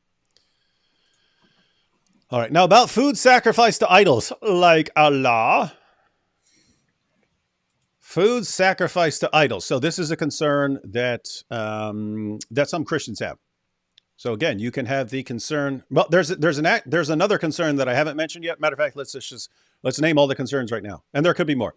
So one, you can be opposed to. You can have an ethical objection to the way halal food is prepared, namely to the fact that animals are suffering need more than they need to. You can kill the animals, and in our time, keep in mind it's different. If you're centuries ago, something like that, when you don't have something to shock them with or something like that, you're in a different situation. But we are at a point in society where you can slaughter an animal without hurting it more than is needed. And so because the halal certification team is concerned about the animal's heart stopping because of the shock or something like that before it completely bleeds out, they make the animal suffer significantly more than it needs to. You can have that ethical objection. You could be concerned about sort of giving into Sharia, either in this particular business or in a school, if the school is going halal and so on. You could object to that sort of thing, the sort of creeping Sharia. You can have a religious objection, which is what we're going to look at here. And you can have a financial concern, namely that if you are funding the halal certification industry, and you are insisting that Muslims are basically controlling this industry, well, these are people who are also, paying their zakat and so on, and you're funding Islam. Big picture, you're funding Islam, right? You're funding, and that money gets sent back to places like Saudi Arabia and so on. Some of it, portions of it. So those are the main categories of things that someone could be concerned about. As for the religious objection, which would be, should Christians eat halal food? And keep in mind, when I'm talking about the religious objection, I'm talking about the religious objection isolated from the other concerns. In other words, a Christian could also be concerned about the treatment of the animals and say, I don't want an animal that I'm eating to suffer more than is needed. So you could have the other objections. You could object to Sharia. You could object to financially supporting Islamic institutions and so on. You could object to all that. I'm saying if you ignored all that stuff and just focused on the purely religious aspect, namely that your food is killed with the name of Allah pronounced over killed? it. Yeah. And is said Allahu Akbar over your food and the Bismillah over your food. Is that if you eat that food, are you in violation of the words of Paul in 1 Corinthians 8 and 10? So that's what we're going to check out now. So you could have all these other objections. If this is your objection, let's go ahead and read the passage. Concerning food sacrificed to idols. Now, about food sacrificed to idols, we know that we all possess knowledge, but knowledge puffs up while love builds up. Those who think they know something do not yet know as they ought to know, but whoever loves God is known by God. So then, about eating food sacrificed to idols. We all know that an idol is nothing at all in the world, and that there is no God but one. So here Paul's talking about, it's sacrifice an idol. What is an idol? We don't care. It's nothing. It's not something to be you don't have to be concerned that this idol is actually this living thing. For even if there are so-called gods, whether in heaven, on earth, as indeed there are many gods and many lords, yet for us there is but one God, the Father, from whom all things came and for whom we live. And there is but one Lord, Jesus Christ, through whom all things came and through whom we live. But not everyone possesses this knowledge. Some people are still so accustomed to idols that when they eat sacrificial food, they think of it as having been sacrificed to a god. And since their conscience is weak, it is defiled. But food does not bring us near to God. We are no worse if we do not eat, and no better if we do. So keep in mind the reasoning here. Paul is saying, hey, if my sandwich, let's say my sandwich was sacrificed to an idol, should I care that my food is sacrificed to an idol? No, the idol is nothing. But he says, but there are people that this might bother. There are people that this might bother. So he says, not everyone possesses this knowledge. In other words, not everyone possesses the knowledge that this idol is just a joke. Some people think of this as they're actually, being sacrificed to gods and so on. So verse 9, be careful, however, that the exercise of your rights does not become a stumbling block to the weak. So that's Paul's concern in this passage. You're not concerned about your food being sacrificed to an idol, but someone else might be. Be careful, however, that the exercise of your rights does not become a stumbling block to the weak. For if someone with a weak conscience sees you, with all your knowledge, eating in an idol's temple, won't that person be emboldened to eat what is sacrificed to idols? So this weak brother or sister for whom Christ died is destroyed by your knowledge. When you sin against them in this way and wound their weak conscience, you sin against Christ. Therefore, if what I eat causes my brother or sister to fall in sin, I will never eat meat again, so that I will not cause them to fall. Now, as far as the historical context here, this is Paul's letter to the Corinthians. So Christians are a minority, a small minority in a pagan culture. Notice what he says here. Eating in verse 10, if someone with a weak conscience sees you with all your knowledge, eating in an idol's temple. So he's talking about food that's actually sacrificed as part of ritual sacrifice in the temple of an idol, right? And so think about this. If you grow up in Corinth, I think they had the big temple of Aphrodite there and so on. So that's what it would have been. You go to the temple of Aphrodite for a meal or something like that. Suppose someone says, hey, come to the temple of Aphrodite for this meal. And you're like, okay, I don't believe in Aphrodite, so I don't really care if you sacrifice that food to Aphrodite. I don't believe in Aphrodite. I don't believe Aphrodite is an actual living thing. Doesn't bother me at all. But you have other, let's say, new Christians who are coming out of paganism, and they see you over there eating at the temple of Aphrodite. And they're thinking, wait a minute, what's going on here? There's food sacrificed to Aphrodite. What's going on here? This guy's over here eating there. So what? But they still think of it as food sacrificed to gods. And so they think you're doing it. And, oh, okay, if he's doing it, then I can do it and it's okay. But they still think of this not as something that's sacrificed to a lifeless hunk of rock or statue or something like that. They're thinking of this as something sacrificed to gods, and it affects them. Paul says you should be worried about that. So you're not actually concerned about the food or about the idol or about any of that. You're concerned about other people. That's what he thinks you should be concerned about.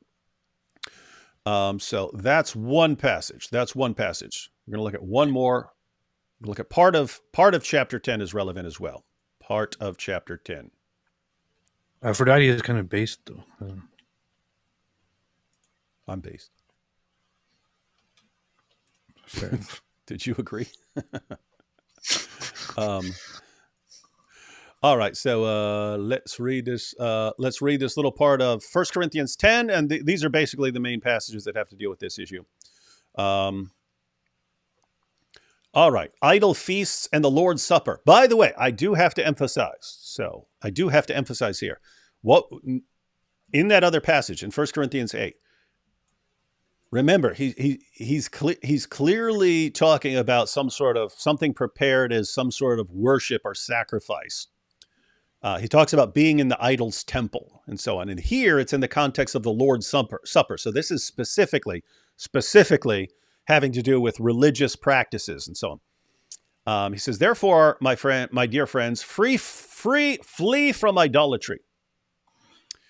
I speak to sensible people. Judge for yourselves what I say. Is not the cup of thanksgiving for which we give thanks so he's talking about the Lord's Supper here. Is not the cup of thanksgiving for which we give thanks a participation in the blood of Christ? And is not the bread that we break a participation in the body of Christ? Because there is one loaf, we who are many are one body, for we all share the one loaf. So we share the cup, we share a loaf of bread, and we are united. Consider the people of Israel. Do not those who eat the sacrifices participate in the altar? So as part, you can look at the Old Testament rituals. You do your sacrifice, and then a portion is given to you to eat from your sacrifice at the altar. Consider the people of Israel. Do not those who eat the sacrifices participate in the altar? Do I mean then that food sacrificed to an idol is anything, or that an idol is anything? No. But the sacrifices of pagans are offered to demons, not to God, and I do not want you to be participants with demons. So here's different. Before he's saying, the idol is just nothing and so on, and he says, do I say that an idol is anything? No, not saying that. But he does. Then he goes on to say that these things are sacrificed to demons. You cannot drink the cup of the Lord and the cup of demons too. You cannot have a part in both the Lord's table and the table of demons. Are we trying to arouse the Lord's jealousy? Are we stronger than he? So some people read this passage and they say, oh, okay, you can't participate in the Lord's table and be a participant with demons. And therefore, if you've got a chicken and it's sacrificed to Allah or something like that, then what's going on there? Again, keep in mind, he's talking about the Lord's Supper here. He's talking about the Lord's Supper here. So a meal that Christians would share, should you be including food that's sacrificed to demons? Is he talking about never, ever having food sacrificed to demons?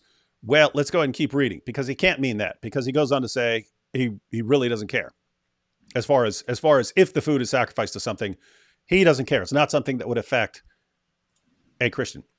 So the believer's freedom.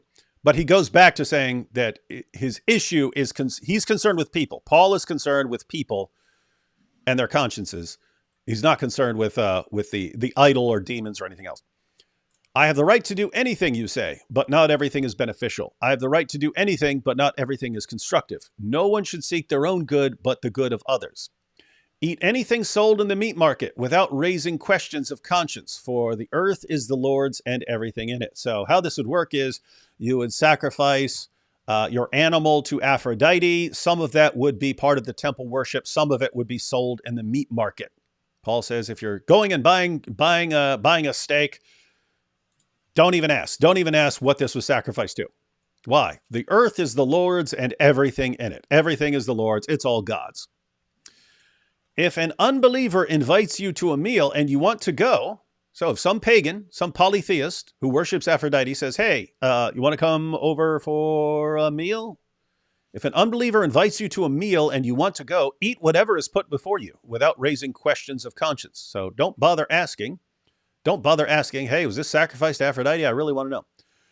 But if someone says to you, here's where he's concerned about other people. But if someone says to you, this has been offered in sacrifice, then do not eat it, both for the sake of the one who told you and for the sake of conscience. I am referring to the other person's conscience, not yours. For why is my freedom being judged by another's conscience? If I take part in the meal with thankfulness, why am I denounced because of something I thank God for? So you thank God for the meal, but someone else raises an objection and says, hey, this food was sacrificed to Aphrodite. Why does Paul think that you should be concerned there? Well, if it's a Christian who says, hey, don't you know that this has been sacrificed to Aphrodite? This is obviously a Christian who thinks that this is actually participating in the worship of Aphrodite. In which case, don't eat it because it's going to be bothering that Christian. If it's an unbeliever, so a polytheist who says, hey, this is sacrificed to Aphrodite, that person is interpreting you eating it as somehow being involved in the worship of Aphrodite. So in other words, if the people around you are thinking that this has something to do with you worshiping Aphrodite or something like that, then don't do it. It's not that important. And then you have here at the end, so whether you eat or drink or whatever you do, do it all for the glory of God. Do not cause anyone to stumble, whether Jews, Greeks, or the church of God, even as I try to please everyone in every way, for I'm not seeking my own good, but the good of many so that they may be saved. So if you eating a certain thing is going to cause a problem for people who are associating that with worship, then don't do it. And that would be the idea. But apart from that, Paul doesn't consider the idol to actually be anything that could harm you, or that you're necessarily somehow worshiping if you eat something that was sacrificed to, again, let's say Aphrodite or something. So with all that said, should I care if someone slaughtered an animal and pronounced the name of Allah over it? Based on that passage, no, I shouldn't care. But there are Christians who are concerned about this. So if there are Christians who are concerned about eating halal meat, should you now? Obviously, if I'm at home and I got some halal meat and no one knows about it, that would be a separate issue. But should you, let's say, not eat at KFC because now it's known as halal compliant, fully Sharia compliant, at least in Canada?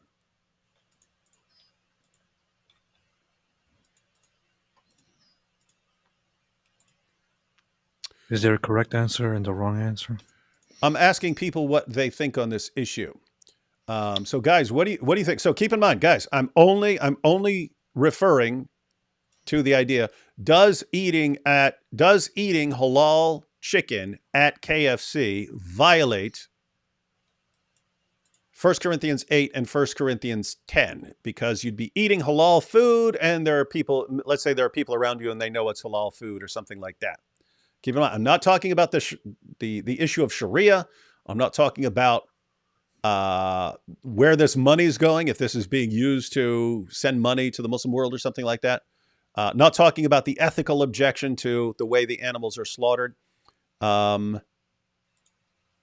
eating at KFC, and keep in mind, I'm not, because people are saying, I'm not going to eat it. We're not talking about whether you're going to eat it. We're talking about, do you think that eating at a KFC in Canada that serves halal chicken is a violation of 1 Corinthians 8 and 10?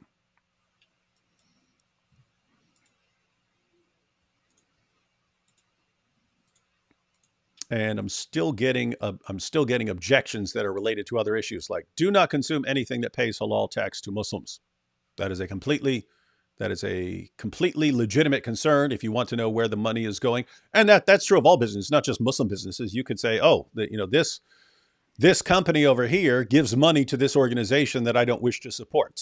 So these are, this is just being careful of where your money goes and stuff like that. Let's go ahead and see. Let's see.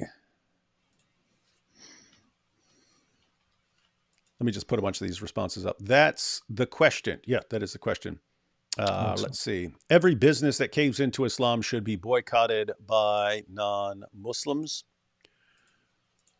I do wonder, though, how effective the boycotts are. It seems like you have these companies like Bud Light, and they'll do something, then people boycott them, but then they bounce back 6 months later or something like that. In most of the cases, the boycotts are very ineffective and don't overall matter in the history of the companies. If boycotts were effective, the BDS boycotts, the anti-Israel boycotts would be effective. They're not working. Knox says, I am haram 24/7. Bacon is too good. Ooh, that's base. You like some bacon. Jeremy says, it does violate the gospel. So that's interesting. So the claim is that eating the KFC chicken, if it's halal, would violate the gospel. Grey Jedi says yes. So I assume that's I assume that's a response to the question: does eating at KFC violate 1 Corinthians 8 and 10? He says no. So he's saying no, it doesn't. It doesn't violate it, but I would pray over it. NY says, I think it violates my conscience. Mm-hmm. We already know it's halal, so we shouldn't eat it. So you do know. So here's a response to Paul saying, hey, don't even ask. Don't even ask what this meat was sacrificed to. So here the objection is, but you already know. If they've announced that it's halal certified, then it's not like you don't know. Matt James says, never liked KFC. Anyway, I used to. Again, last experience was bad. My spirit says no. So at this point, I don't know if that's no, don't eat it, or no, it doesn't violate 1 Corinthians. Dry Bones says depends.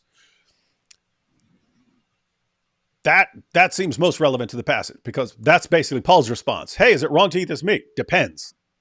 Depends on if it's going to bother someone, something like that. Do not consume. Oh, I already saw that one. Should Christians pay for halal when it's registration money for terrorism? Again, we have Ronan again. Ronan here with depends.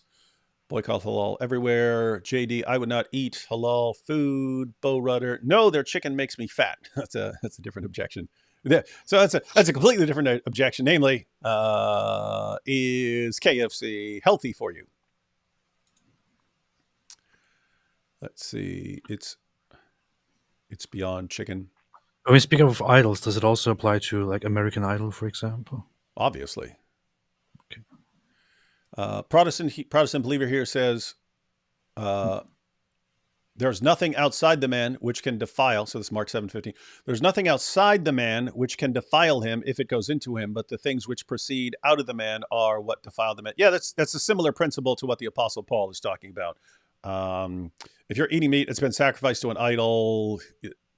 What do you think it's going to do to you? Do you actually believe that there's something out there that you are participating in the sense that it's going to affect you? Well, in the case of American Idol, it's actually something that really exists. So. Don't engage in the ritual. Just eat the chicken.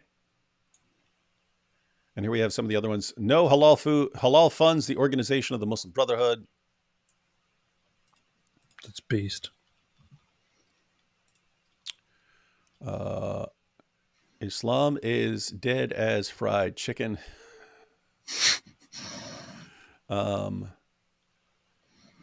Zach 10 says, since they're bragging about it, I think a boycott is appropriate. I don't know if that's going to happen. I don't know. Who's going to boycott it? Canadians? That's what you're going to boycott, Canadians? All the stuff that's going on over there. That's what you're going to. Knox here says, if there are fellow Christians present. So if there were other Christians, and again, if you were actually applying the principle, you'd have to say, are those Christians bothered by it? And let me see. Let's go read a few more. I don't know. It does not, but I prefer my food haram. So it doesn't violate 1 Corinthians 8 and 10, but he still prefers haram food. No, because they are promoting Islam in a way. So again, that's a different objection, that this is all like complying with Islam. All right. So matter of fact, gosh, there's a bunch of these. Yoking and supporting evil is sinful. I do everything I can to avoid halal food. Yep. That is apparently an response to, does it violate 1 Corinthians?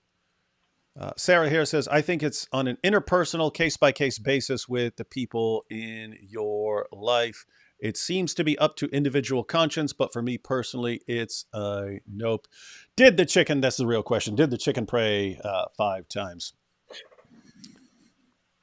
That's important. And we have, you shouldn't eat at KFC because it's not tasty, because it's not halal. Not because it's halal. And then Carolyn here says, no, it doesn't, unless it would hurt a weaker brother or sister.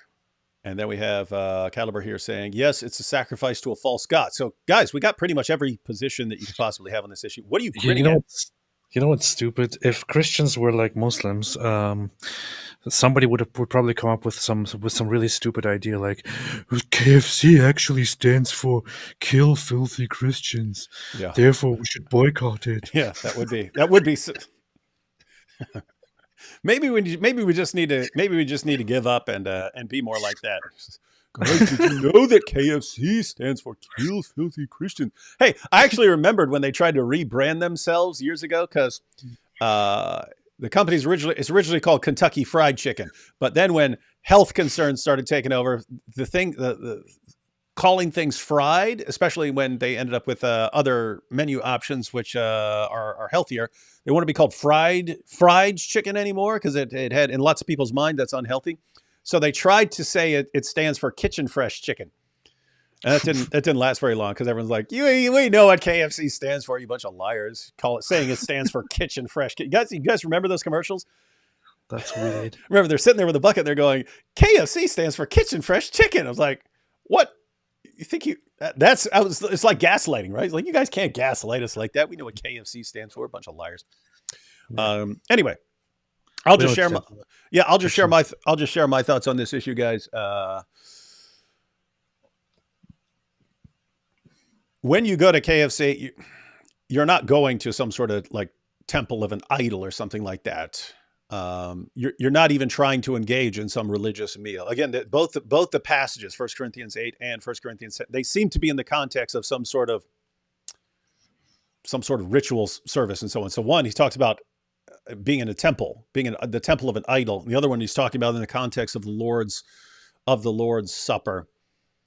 And he talks about people, again, you are dealing with a pagan polytheistic culture and you're a Christian minority. Even if you have converts to Christianity, that paganism still was a lot of part of their lives and so on. So Paul's concerned about sort of a new believer, young believer, something like that, saying, oh, okay, this guy thinks it's still okay to go into the temple of Aphrodite and sit down for a meal and so on. And so, okay, I can too, when it's actually affecting that person differently. I just have to point out, we usually don't think like that of eating at a place like KFC, even with the halal certification. We're not thinking of this as some sort of, part of a religious ritual or something like that. Even with the killing, we're not thinking of this as like, I don't know. It's just we don't think of food like this anymore. And so just going to KFC with some other people, even if it's halal, you do. If someone was really bothered by this, by like halal certification or something like that, then yeah, you should be concerned about what that person is saying. I'm saying, I think there are far fewer even Christians, who have the religious concern, namely this is sacrifice to Allah or something like that. There seem to be far fewer Christians who are going to be bothered by that. So it doesn't seem like it's going to arise in sin. Keep it, guys. I'm not saying anything about all the other objections. My point is that I think the other objections are more of a concern. So, letting Sharia keep taking over and things like that. The treatment of the animal, where the money's going. I think these are kind of bigger concerns. There seems to be too many differences between what Paul's talking about in 1 Corinthians and what's going on at a KFC. I don't know why you keep saying Farfour. That has nothing to do with the topic. Mm-hmm. Dude, Farfour is always part of the topic. Let's be realistic here. Farfour is always... It's actually a funny line. Farfour is always on topic. Did you notice how he kept saying Farfour, though? Mm-hmm. I just randomly say Farfour whenever it's relevant. The Farfour. That's interesting. You know, it'd be funny if Farfour did parkour. Wow. Farfour parkour. Farfour parkour. That should be totally a thing.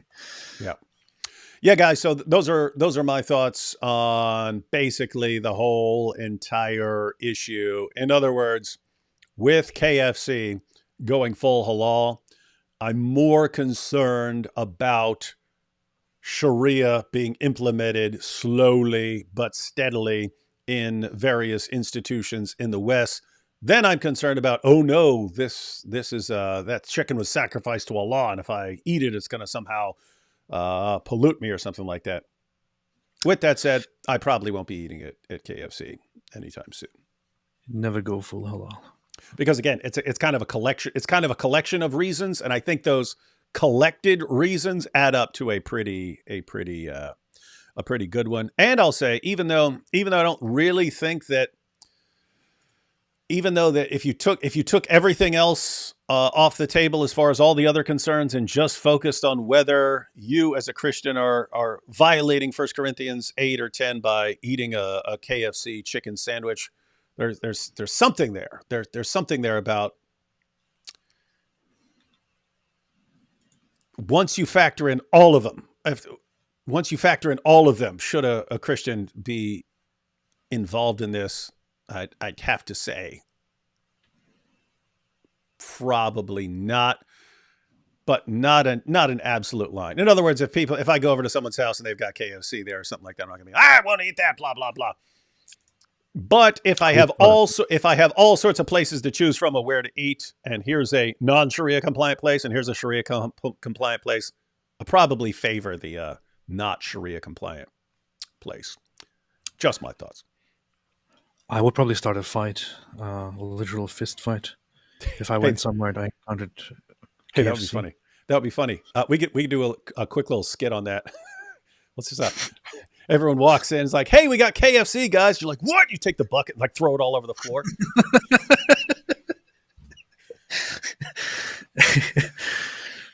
KFC is. That'd be pretty fun. Hey, this makes me think it would be funny to make some comedy skits about boycotting products. You know? Yeah, because here's the thing. I don't want to actually like go out and boycott products, but I wouldn't mind making videos that are joking about boycotting products. Yes, that's a good idea. Yeah, we have to. That sounds like some of those comedy skits that we talked about that we like from the culture.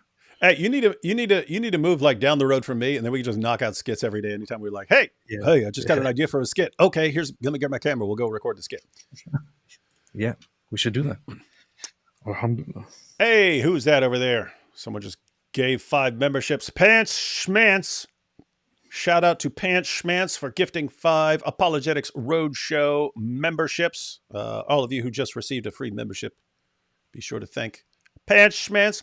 All right, let's go through Super Chats. Shake. Do I now have to say salad on the wall and inside out for the prophet before eating a KFC drumstick?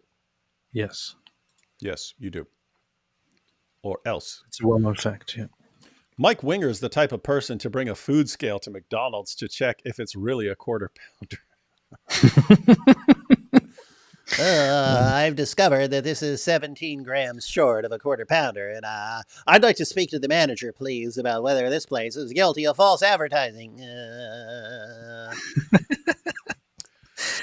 Man. Smart move. If all Canadians KFC halal, it means all will owned by Muslims, all vendors Muslims. They will be rich, will be able to bring more Muslims into Canada, a minority that will have lots of power. I guess it's only bad. I guess it's bad only Jews have that. That is funny that you've got people, you've got Dawa guys and so on trying to, we're going to take over the world and here's how we're going to do it. And they constantly accuse Jews of doing that, even though the Jewish population basically remains pretty static. It's so dumb. Yeah, whatever. We can talk about it forever. Hey, here you go. I might want to steal this line for something. Unlike the Quran, KFC's 11 secret herbs and spices have never been altered. They always say they use the same secret recipe. Yeah. Yep. Unlike the Quran, which changes all the time. Thanks to KFC, I got Dawa answers for Muslims. Muslims don't have to ever again wonder why Mo was wearing Aisha's clothes. Well, Jibril, aka Diha al-Kalbi, liked when Mo did dress up for him. Stay away from Islam, KFC. That's beautiful. Yeah, we have to wonder. You have all these isolated things, like these passages about Diha al-Kalbi being over Muhammad's house. He's like, no, it's the angel Gabriel. So you have those passages. Then you have the passages about him dressing up in Aisha's clothes and so on. And then you've got these other passages where Muhammad's covered in semen. And it's like, are these things connected or are they totally isolated? I don't think that they're connected. There's no way they're connected. No way. It's not possible. The funny part is that you can actually connect them. I've never got around to it. It's funny because it would literally only take me a couple minutes to make it for like Twitter or something like that. I just wanted the passage about that guy, about Muhammad pulling up his dress so this guy could kiss him all over his body, and then just saying 1 hour later, and then a passage about Aisha cleaning the semen off Muhammad's clothes. I do think there might be some and there might be something to the theory that Muhammad was also sexually attracted to dogs, which is why when the whole with Dihi al-Kalbi and then his whole rejection of dogs, trying to have them all killed because of the repression, because of the social rejection of his sexual desire toward dogs and all that. There might be something to it, but I would like to look into this further. How dare you make a prediction without qualifying it with the trajectory continuing? That's beautiful. Yeah. We got to say that. That's required. I don't think the sentencing is due to the meat not being halal per se, but because he falsified intercontinental trade documents and lied about the product. He was not delivering what he advertised. Oh, I agree that all of that is crimes. I'm just shocked that you get more for that than you get for murder. That's the point. Like, okay, falsifying a bunch of things, falsifying a bunch of paperwork and stuff like that, falsifying labels and so on. Is that 250 years? I don't think so. I don't think so. You can find if it was just they were also fining him $4.75 million or something like that. The fines I get, some prison time I could get and stuff like that. Just like it just reminds me of when I was like locked up and I'd be like, oh, okay, David, how long you serving? 10 years. What'd you do? Bashed a guy's head in with a hammer. How long you serving? Oh, I'm serving 12 years. What'd you do? I sold drugs. It would just be in my mind, like, you got more time than I did. You sold some drugs that people wanted to buy. People want to buy their. I agree. Drugs are a huge problem and so on. But how do you get more time for selling someone the drugs that they're trying to buy than I get for bashing a man's skull in? And it's similar here. I know all kinds of guys who are locked up for all sorts of things, manslaughter, murder, all that stuff. And they're getting less time than this guy did for mislabeling food. That's pretty creepy. What? So weird. I'm just imagining a conversation like somebody who's in there for life.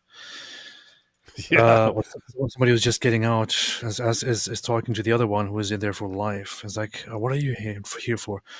Oh, I killed a bunch of people and raped some of them and mutilated them, drank Robbed their 15 blood. banks. Yeah, robbed 15 banks right after that, and so on. But yeah, I'm getting out. So what are you doing? Oh, I sold halal products that weren't really halal. I mislabeled some meat packages. Say hi to my family for me when you get out, because I'm never getting out. So Mr. Murderer, please go say hi to my family. Beautiful. How much do they pay people to say Allahu Akbar every time a chicken is killed? I could use a side gig. You know what I mean? Yeah, you could. You could go in and get a job. All your entire job is to say Bismillah and Allahu Akbar over the chicken as it's being killed. Seems like a decent little job. 2001 Space Odyssey. HAL. What was it? The HAL 2000, HAL 1000, HAL 5000. I forget what it was. Was it HAL 9000? I think it was 9,000. I think it was halal. It was HAL 9000. Yes, 9,000. Yep, HAL 9000.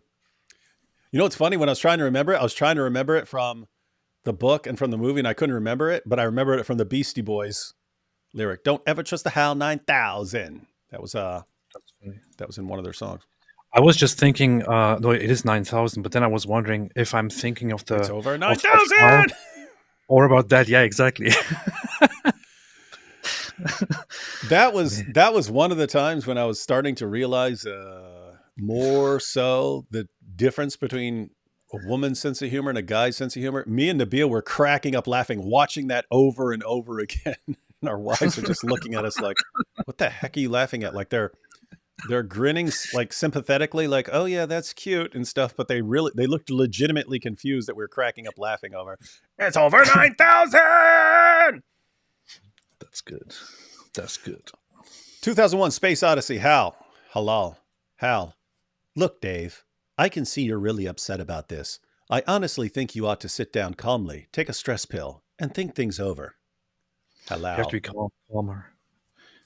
You have to be Halal calmer. 9,000. Hey, we should have a Muhammad meets HAL 9,000. That would be good.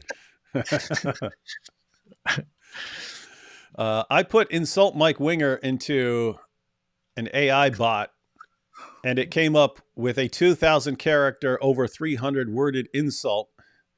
and it's the funniest stuff I've ever read. Yeah, forward That's that to good. me. I'm interested in that. Send me that on Twitter or something like that. Or post the response in the comments here afterwards. Skibbity toilet. I still don't know what skibbity means, even though I've seen it like 80 times now. Adam Seeker in a live stream said animals are not slaughtered in actual halal way in West because animals are made unconscious before they are slaughtered. Yeah, that's what we're saying. Normally, animals are unconscious before they're slaughtered. What we've seen is that some of the halal organizations say you don't stun it beforehand, and so they don't practice that. Thank you for all that. Thank you for all that you do. Keep up the good work. We shall until we are dead. Does that also mean they only employ Muslims in slaughterhouses? Isn't that employment biased? I guess you could be non-Muslims working in certain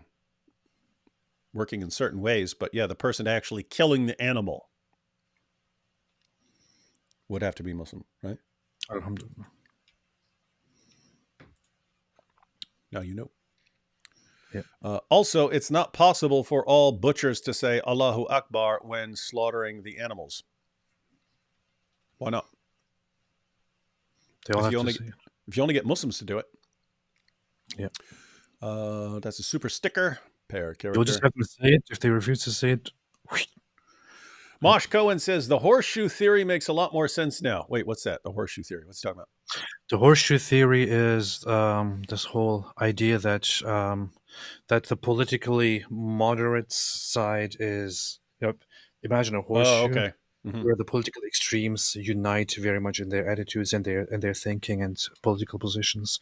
So the far right and the far left, if you go further and further, eventually come together in their attitudes. Yeah. And It kind of proves the round earth, right? You got these two groups and they head in completely opposite directions. Mm-hmm. Yeah. And Definitely. then, oh, hi, Mark. Let's get rid of the Jews. Let's go get rid of all the Jews. And let's be best buddies with Islam. Right or far right or far left. Well, I didn't expect the oh hi Mark. what does the Wood think of putting links to Mike Winger's YouTube channel in every school? Yes. As like a warning against being a nerd and what your future could be like if you don't listen. That could help. That could help a lot of young kids. It's like Scared Straight program. You know what I mean? It's like Scared Straight.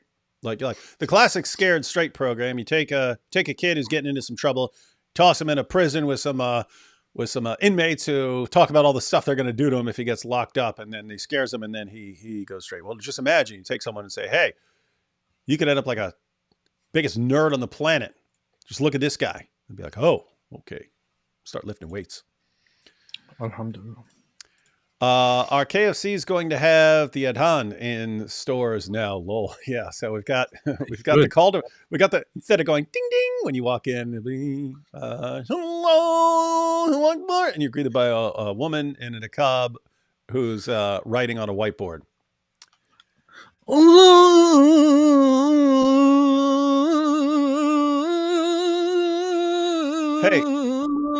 Hey, anyone out there? Anyone out there actually own a restaurant that could pass for a KFC inside? If so, we might want to travel there and record a little fun skit after hours, after closing. That's a good idea. I volunteer to play the kid when you want to reenact the Turkish origin story. We can premiere it on GoTub. We're not reenacting that.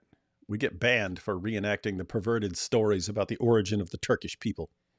It would have to be Wolf Hub. So we would have to create Wolf Hub. Wolf Hub. Someone's got to make Wolf Hub now, and all it's going to be the biggest site in Turkey. Like, oh, I can't even be repulsed by it because this is where I come from. Yeah.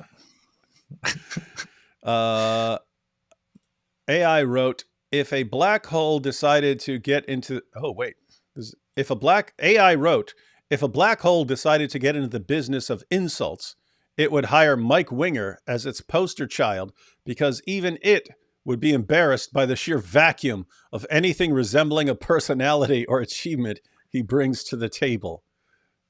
Based. That's a pretty based response. Yeah. Who was the... Yeah, I like that. This makes me want to learn AI, just learn how to use AI just to get it to make cool insults about Mike Winger. Who was the Mike Winger of 7th century Arabia?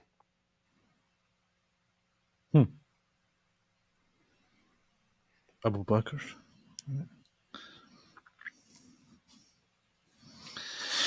I don't know. It's a good question. This is actually an important question.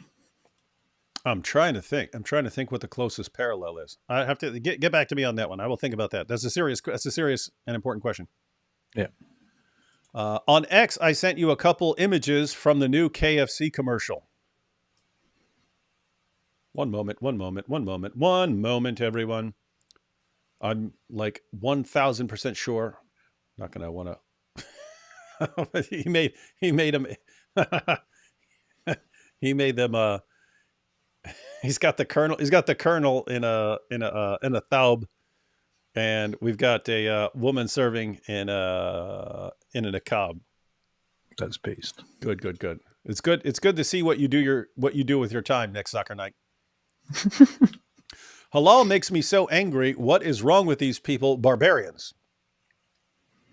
And again, it's this combination of issues where they say for inclusivity, we're making all our stuff halal certified. Well, guess what? A lot of your customers would want animals to suffer as little as necessary.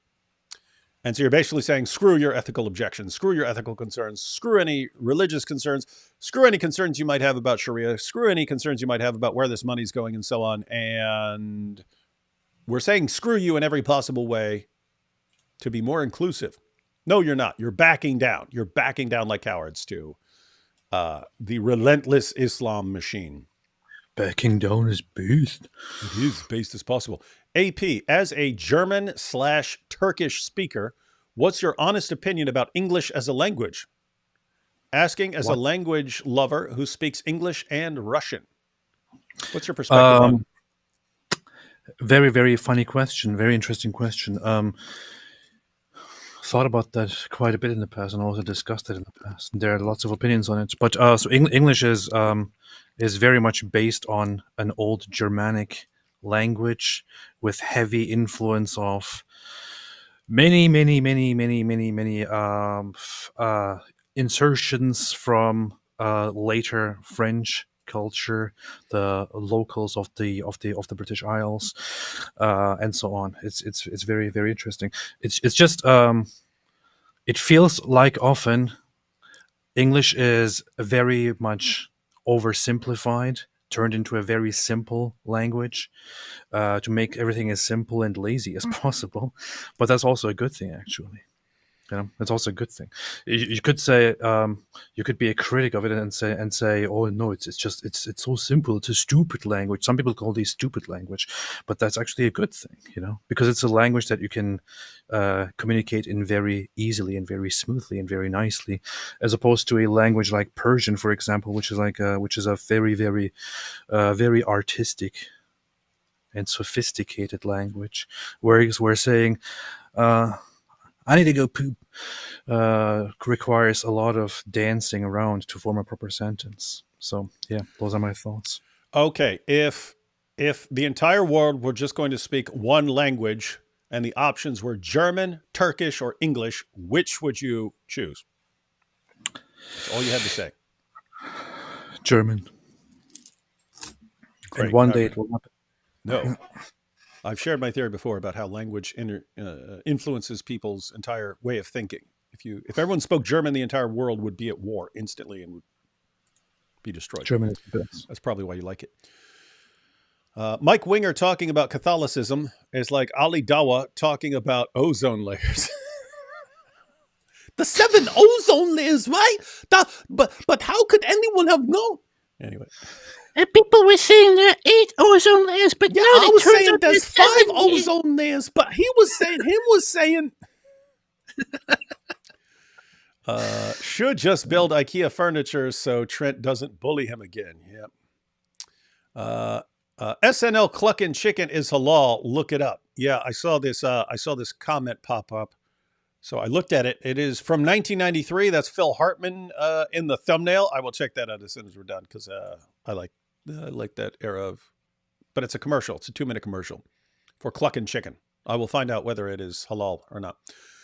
The God has no power. It's the appearance that you are in agreement or covenant with those practices to that God. And that's what I'm talking about. That if you were in a temple of Aphrodite or something like that, eating a meal that's sacrificed to Aphrodite, I could see people getting that impression. If you were eating a halal certified chicken sandwich, I'd be surprised if people think, "Oh, you're in agreement and you've entered into covenant with the practices of the God Allah," or something like that. I'd be surprised if most people are I'd be surprised if anyone there is thinking that. So that's what I'm talking about. That things have changed and we're not thinking in those terms anymore. What if the food was sacrificed to Mike Winger? Then throw it in the garbage. Don't ever touch that. That's based. Mike Winger, the Wingalings.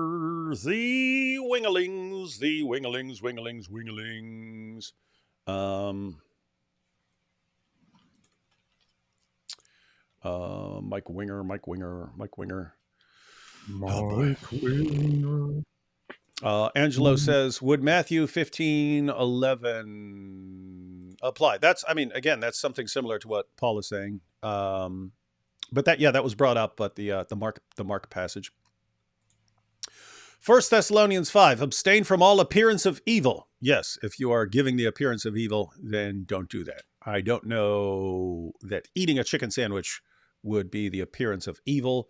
But if there are people, again, Paul's talking about people, if there are people who view that as really, really evil. In other words, if you're with someone who has a real problem with halal certification or something like that, just don't do it. And if you're deciding where to eat, you might want to steer clear of halal places. Mike Winger is the type of person that is a Discord Reddit moderator. Because you're laughing, he probably is. AI Mike Winger is the type of person who could make GPS feel inadequate with his unparalleled ability to navigate the vast wasteland of irrelevant information. Wow. That sounds like the nerdiest insult I've ever heard in my entire life. So I have to say that's a pretty nerdy. Yeah. Reject halal meat in public because it's the age of the internet and mass media. Weak Christians will be scandalized. We must protect them. Again, I think the religious objection, when isolated from other concerns, just thinking that you're sacrificing something that's sacrificed to I think that's the sort of the least relevant concern, given the differences in the situation and the way we just don't associate things with that anymore. But if you're factoring in everything, if you're factoring in everything else, it's probably a good idea to steer clear as much as possible. If we place bacon on KFC order, is it de-halaled? Yes. You have unhalaled your food. Yes. You see, almost a brother AP shares the true meaning of KFC. Get baptized so we know you are telling the truth if we were like Muslims. This is your... This is on you giving advice to Christians here. It's not a violation of Corinthians, but is another straw on the camel's back. I don't think it will. I don't think I will be going back to PFK. There are no camels in Canada. That's true. But that's a good point.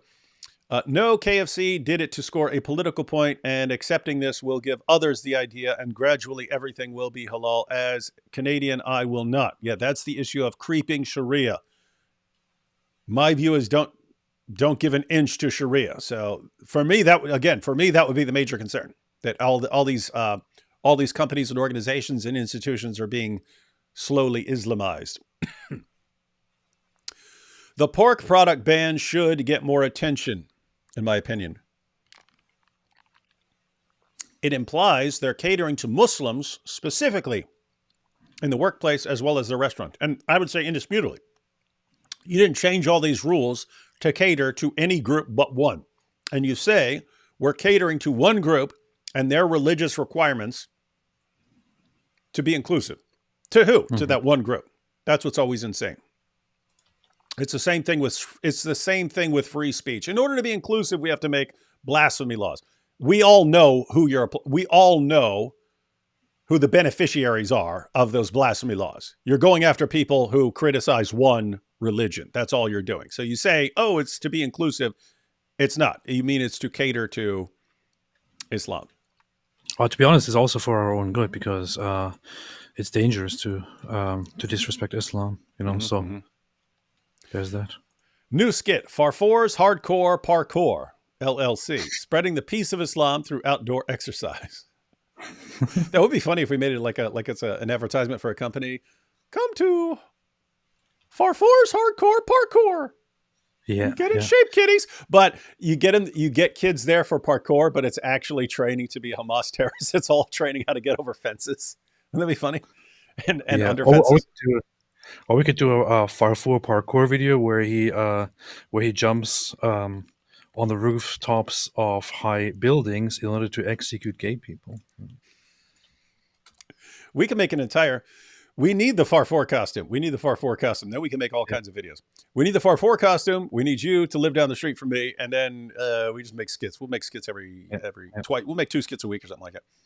Makes sense. Sounds like a Far Side cartoon. Then I remembered the Far Side cartoon. God, as a kid, tries to make a chicken in his room. But I say no. I have to see it. Far Side. God, as a kid, tries to make a chicken.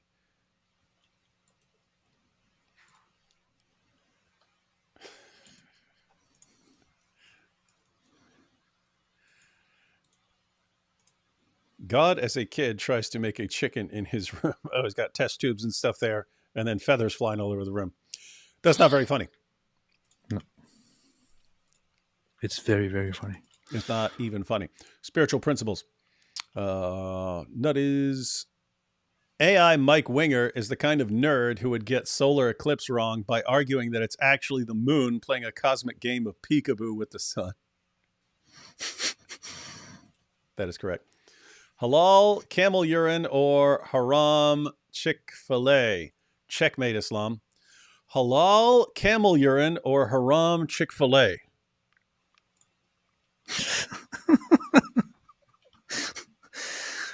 Man,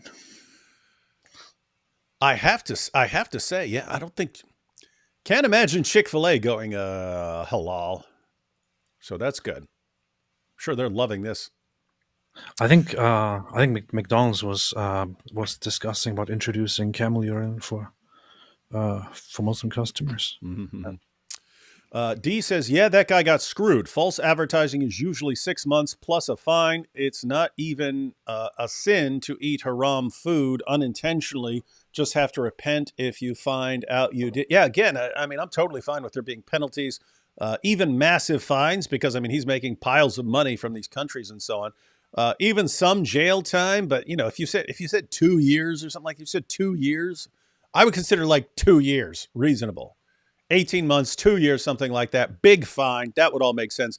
Putting this guy, oh my goodness, 200 and some change years. That's nuts. Should be more. Work at a abattoir. What is that? Is that a French word?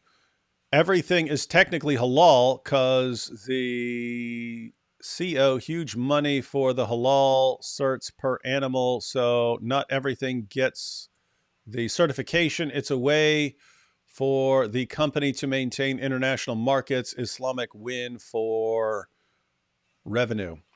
Yeah, I get the concerns about the markets and so on, especially, you know, if you're selling to other countries and so on. But look at the results. Now an entire company, an entire country is going full halal. This channel has single-handedly united Catholics, Orthodox, and Protestants. Cheers. Yes, we unite people. We unite everyone. We bring people together because we like diversity and inclusion. We really bring people together. We really bring people together. unlike the dividers. Mike Winger. In the UK, some chicken halal certification is the same method as regular machine slaughter, electronically stunned machine slaughter. Apart from a prayer is said and a Muslim starts the machine. Now, if you have some method, again, they prefer the heart to be beating, and their concern is that stunning it would actually stop the heart. And so you have the halal organizations that say you can't stun it, you have to do it, and they just slit its throat and let it slowly bleed out. If you have a system, in other words, if you have some that say, no, it's actually okay for us to stun it, and this is how we do it, and there are some, then that should do away with the ethical objection. If your only ethical objection is to the animal suffering more than is necessary. If you're like PETA, where you're objecting to any killing of animals or something like that, that'd be a different category. Beast. Let's see. Can you do Muhammad meet Candace? Candace. We need someone to play Candace Owens. I bet I could get John McCrae to do it. Put on a wig and be Candace Owens. Halal 9000. She is 10. Sorry, I cannot help you.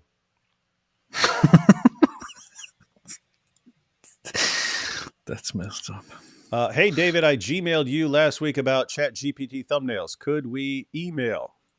You just said you emailed me. Well, you said you Gmailed me, but that's email, right? Yes. KFC kids meals will now contain 5-piece nuggets and a betrothal gift from Daniel Hakikachu. Yeah. Seriously, guys, you want Daniel Hakikachu controlling your kids' meals? Of course. You open it and there's this little and here's what you should do when you get married at 5. And it's all like in pictures for kids who can't read and so on. Well, Muhammad, I didn't touch her. Oh, hi, Abu Bakr. Nice. David is it's not true. David is a wingalingophobe. That's true. That's true. AI wrote, Mike Winger not only sets the bar for incompetence and mediocrity, but then proceeds to trip over it in spectacularly ungraceful fashion. I'm going to read that one again because it's awesome. Mike Winger not only sets the bar for incompetence and mediocrity, but then proceeds to trip over it in spectacularly ungraceful fashion. That is true. Wait, this is part of a series. Hang on, let's go back. I'm going to read these. AI wrote, Mike Winger not only sets the bar for incompetence and mediocrity, but then proceeds to trip over it in spectacularly ungraceful fashion, landing face first in a puddle of his own self-important delusions, all while insisting that he's Michelin-starred chef in the kitchen of human achievement. Mike Winger serves up a banquet of hot garbage to an audience of confused seagulls who can't decide if they should laugh at his culinary catastrophes or just fly away in search of a more edible dumpster. I need to screenshot those later and combine them into one. That is completely accurate. I'm starting to see the benefits of learning AI. Pretty soon, we Canadians won't even be able to discuss issues like these because of the Online Harms Act by Trudeau. Clown world. That's what you deserve. And by the way, that's another issue that is connected to the creeping Sharia issue. The concerns about Sharia and Sharia being imposed on people. Another concern is this one, namely that if you see the trajectory, and you realize that not only are more and more institutions and companies and so on going to go Sharia compliant, but also that your governments are, and as time goes on, they may make more and more restrictions on your ability to even object, then you might want to be taking your stand now on issues, right? Might want to be taking your stand on issues right now. Mike Winger is the type of person to have a broken pocket protector by overusing it. Mike Winger is the type of dude to leave his hand on your shoulder 3 seconds longer than normal after a group photo. What's wrong? Who's this? Karen Fisher. I love Mike Winger. You will go to a different channel. Karen?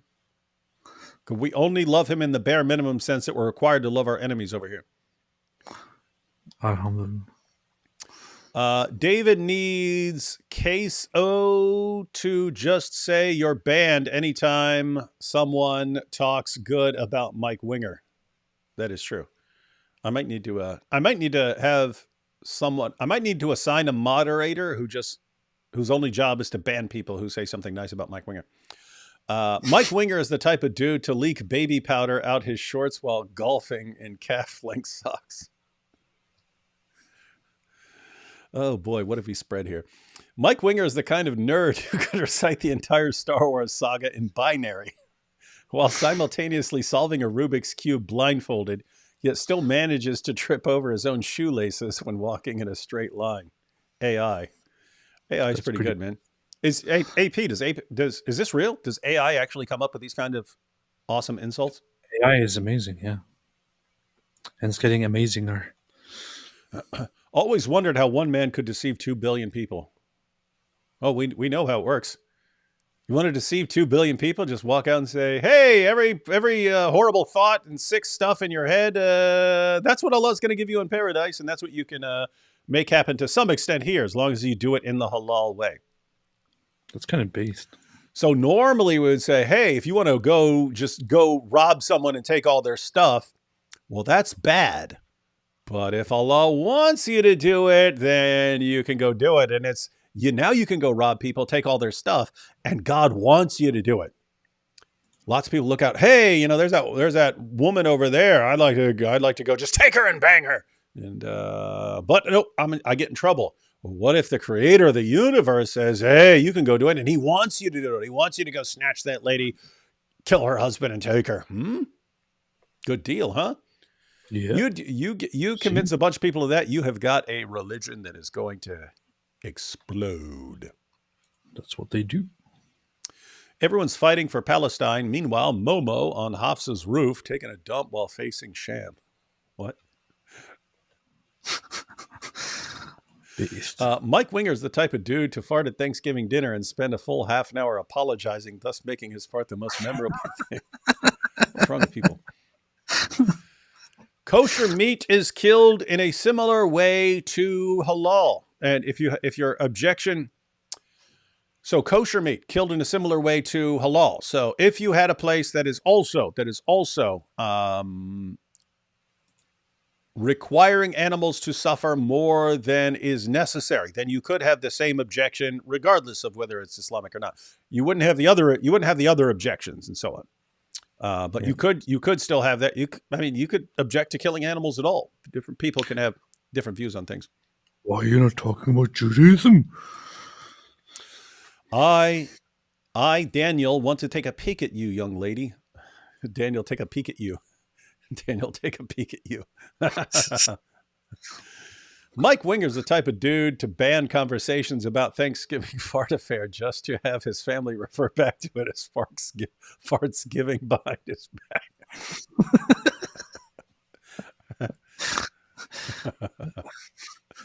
Who said, I did not have sex with this goat? About 1 million Pakistanis.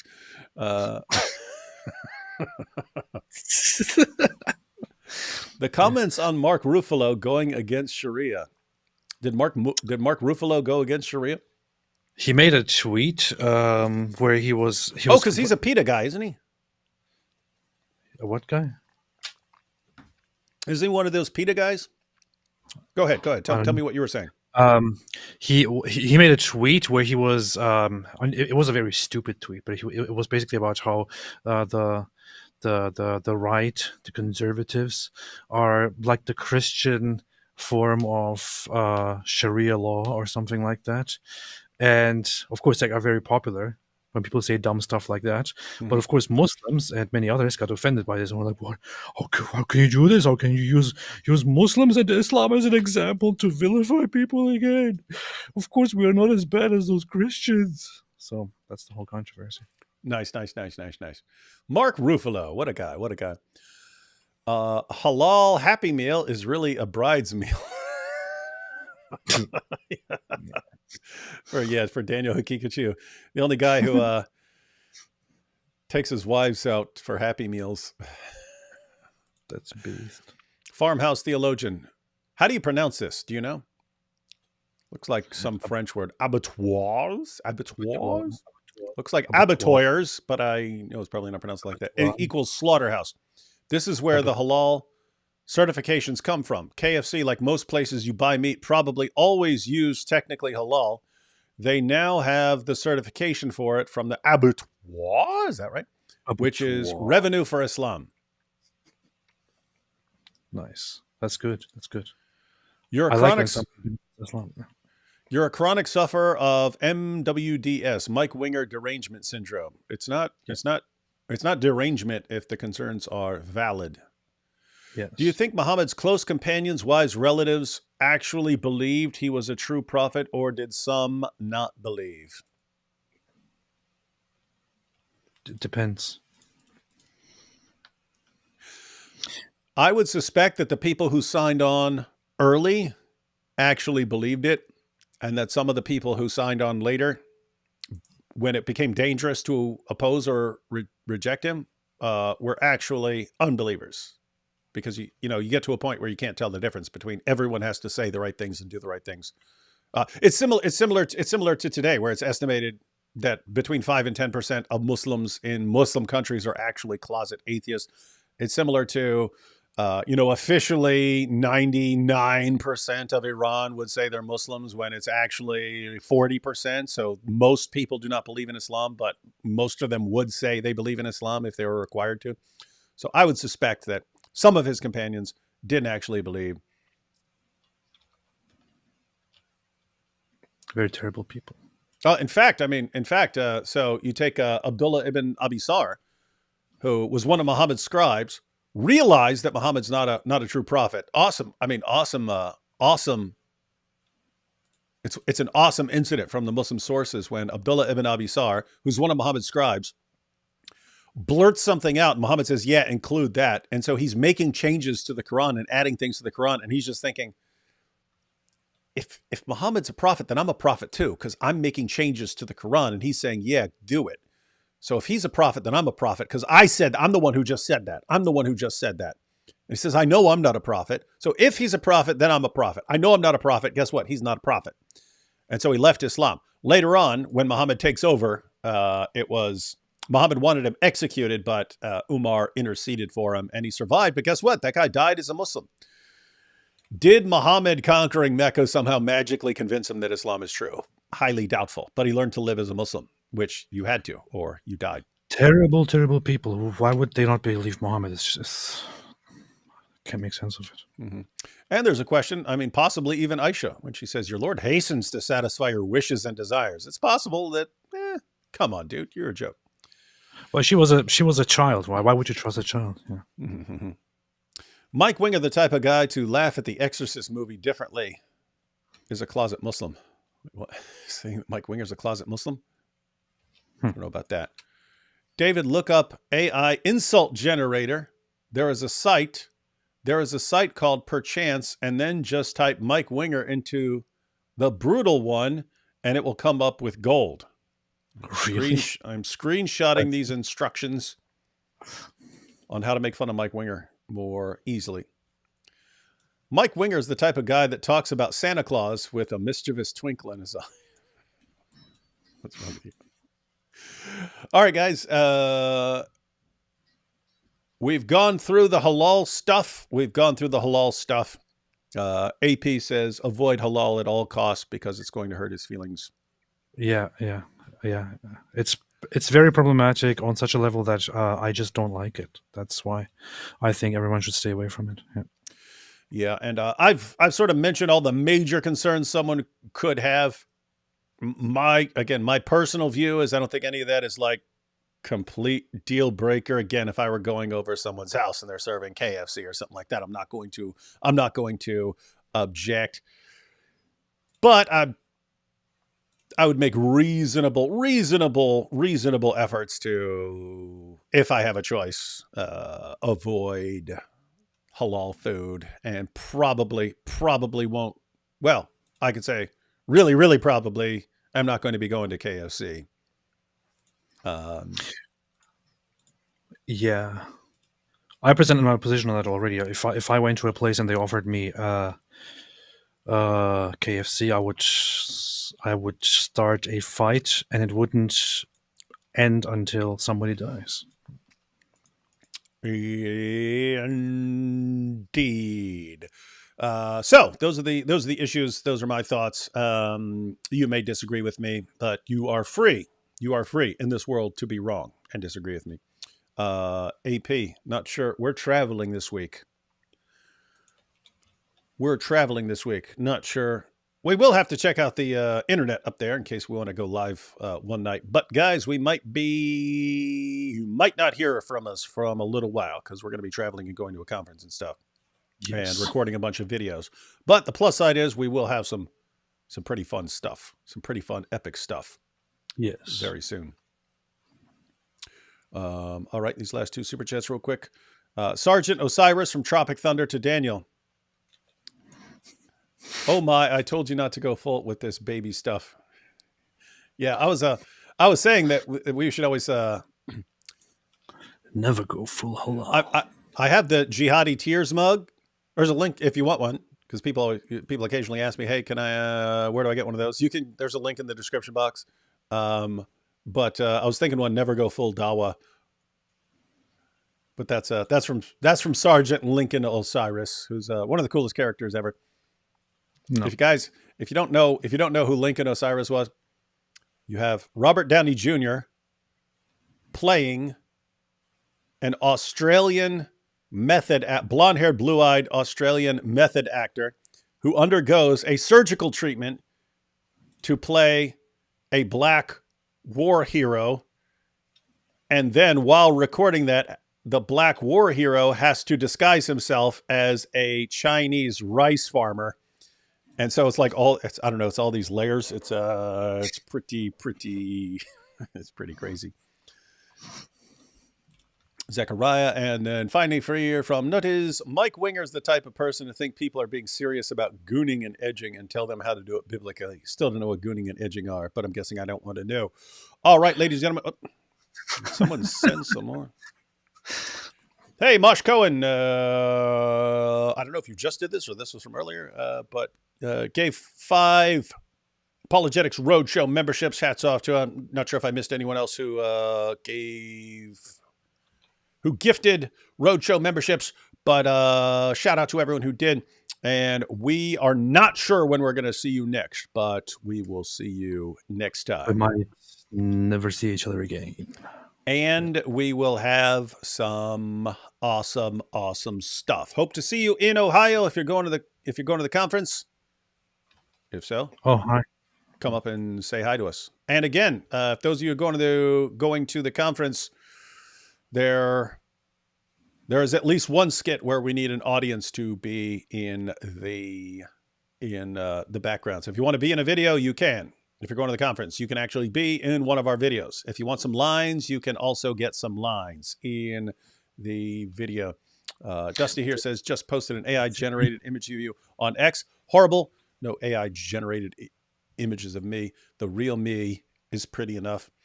And if you want lines, make your own. Bring your own stuff. Yeah. He's talking about all the cocaine he snorts. Great stream, guys. Bacon grease brings peace. It sure does. All right. We'll catch you all next time. We got some planning to do and some scripts to write. Inshallah.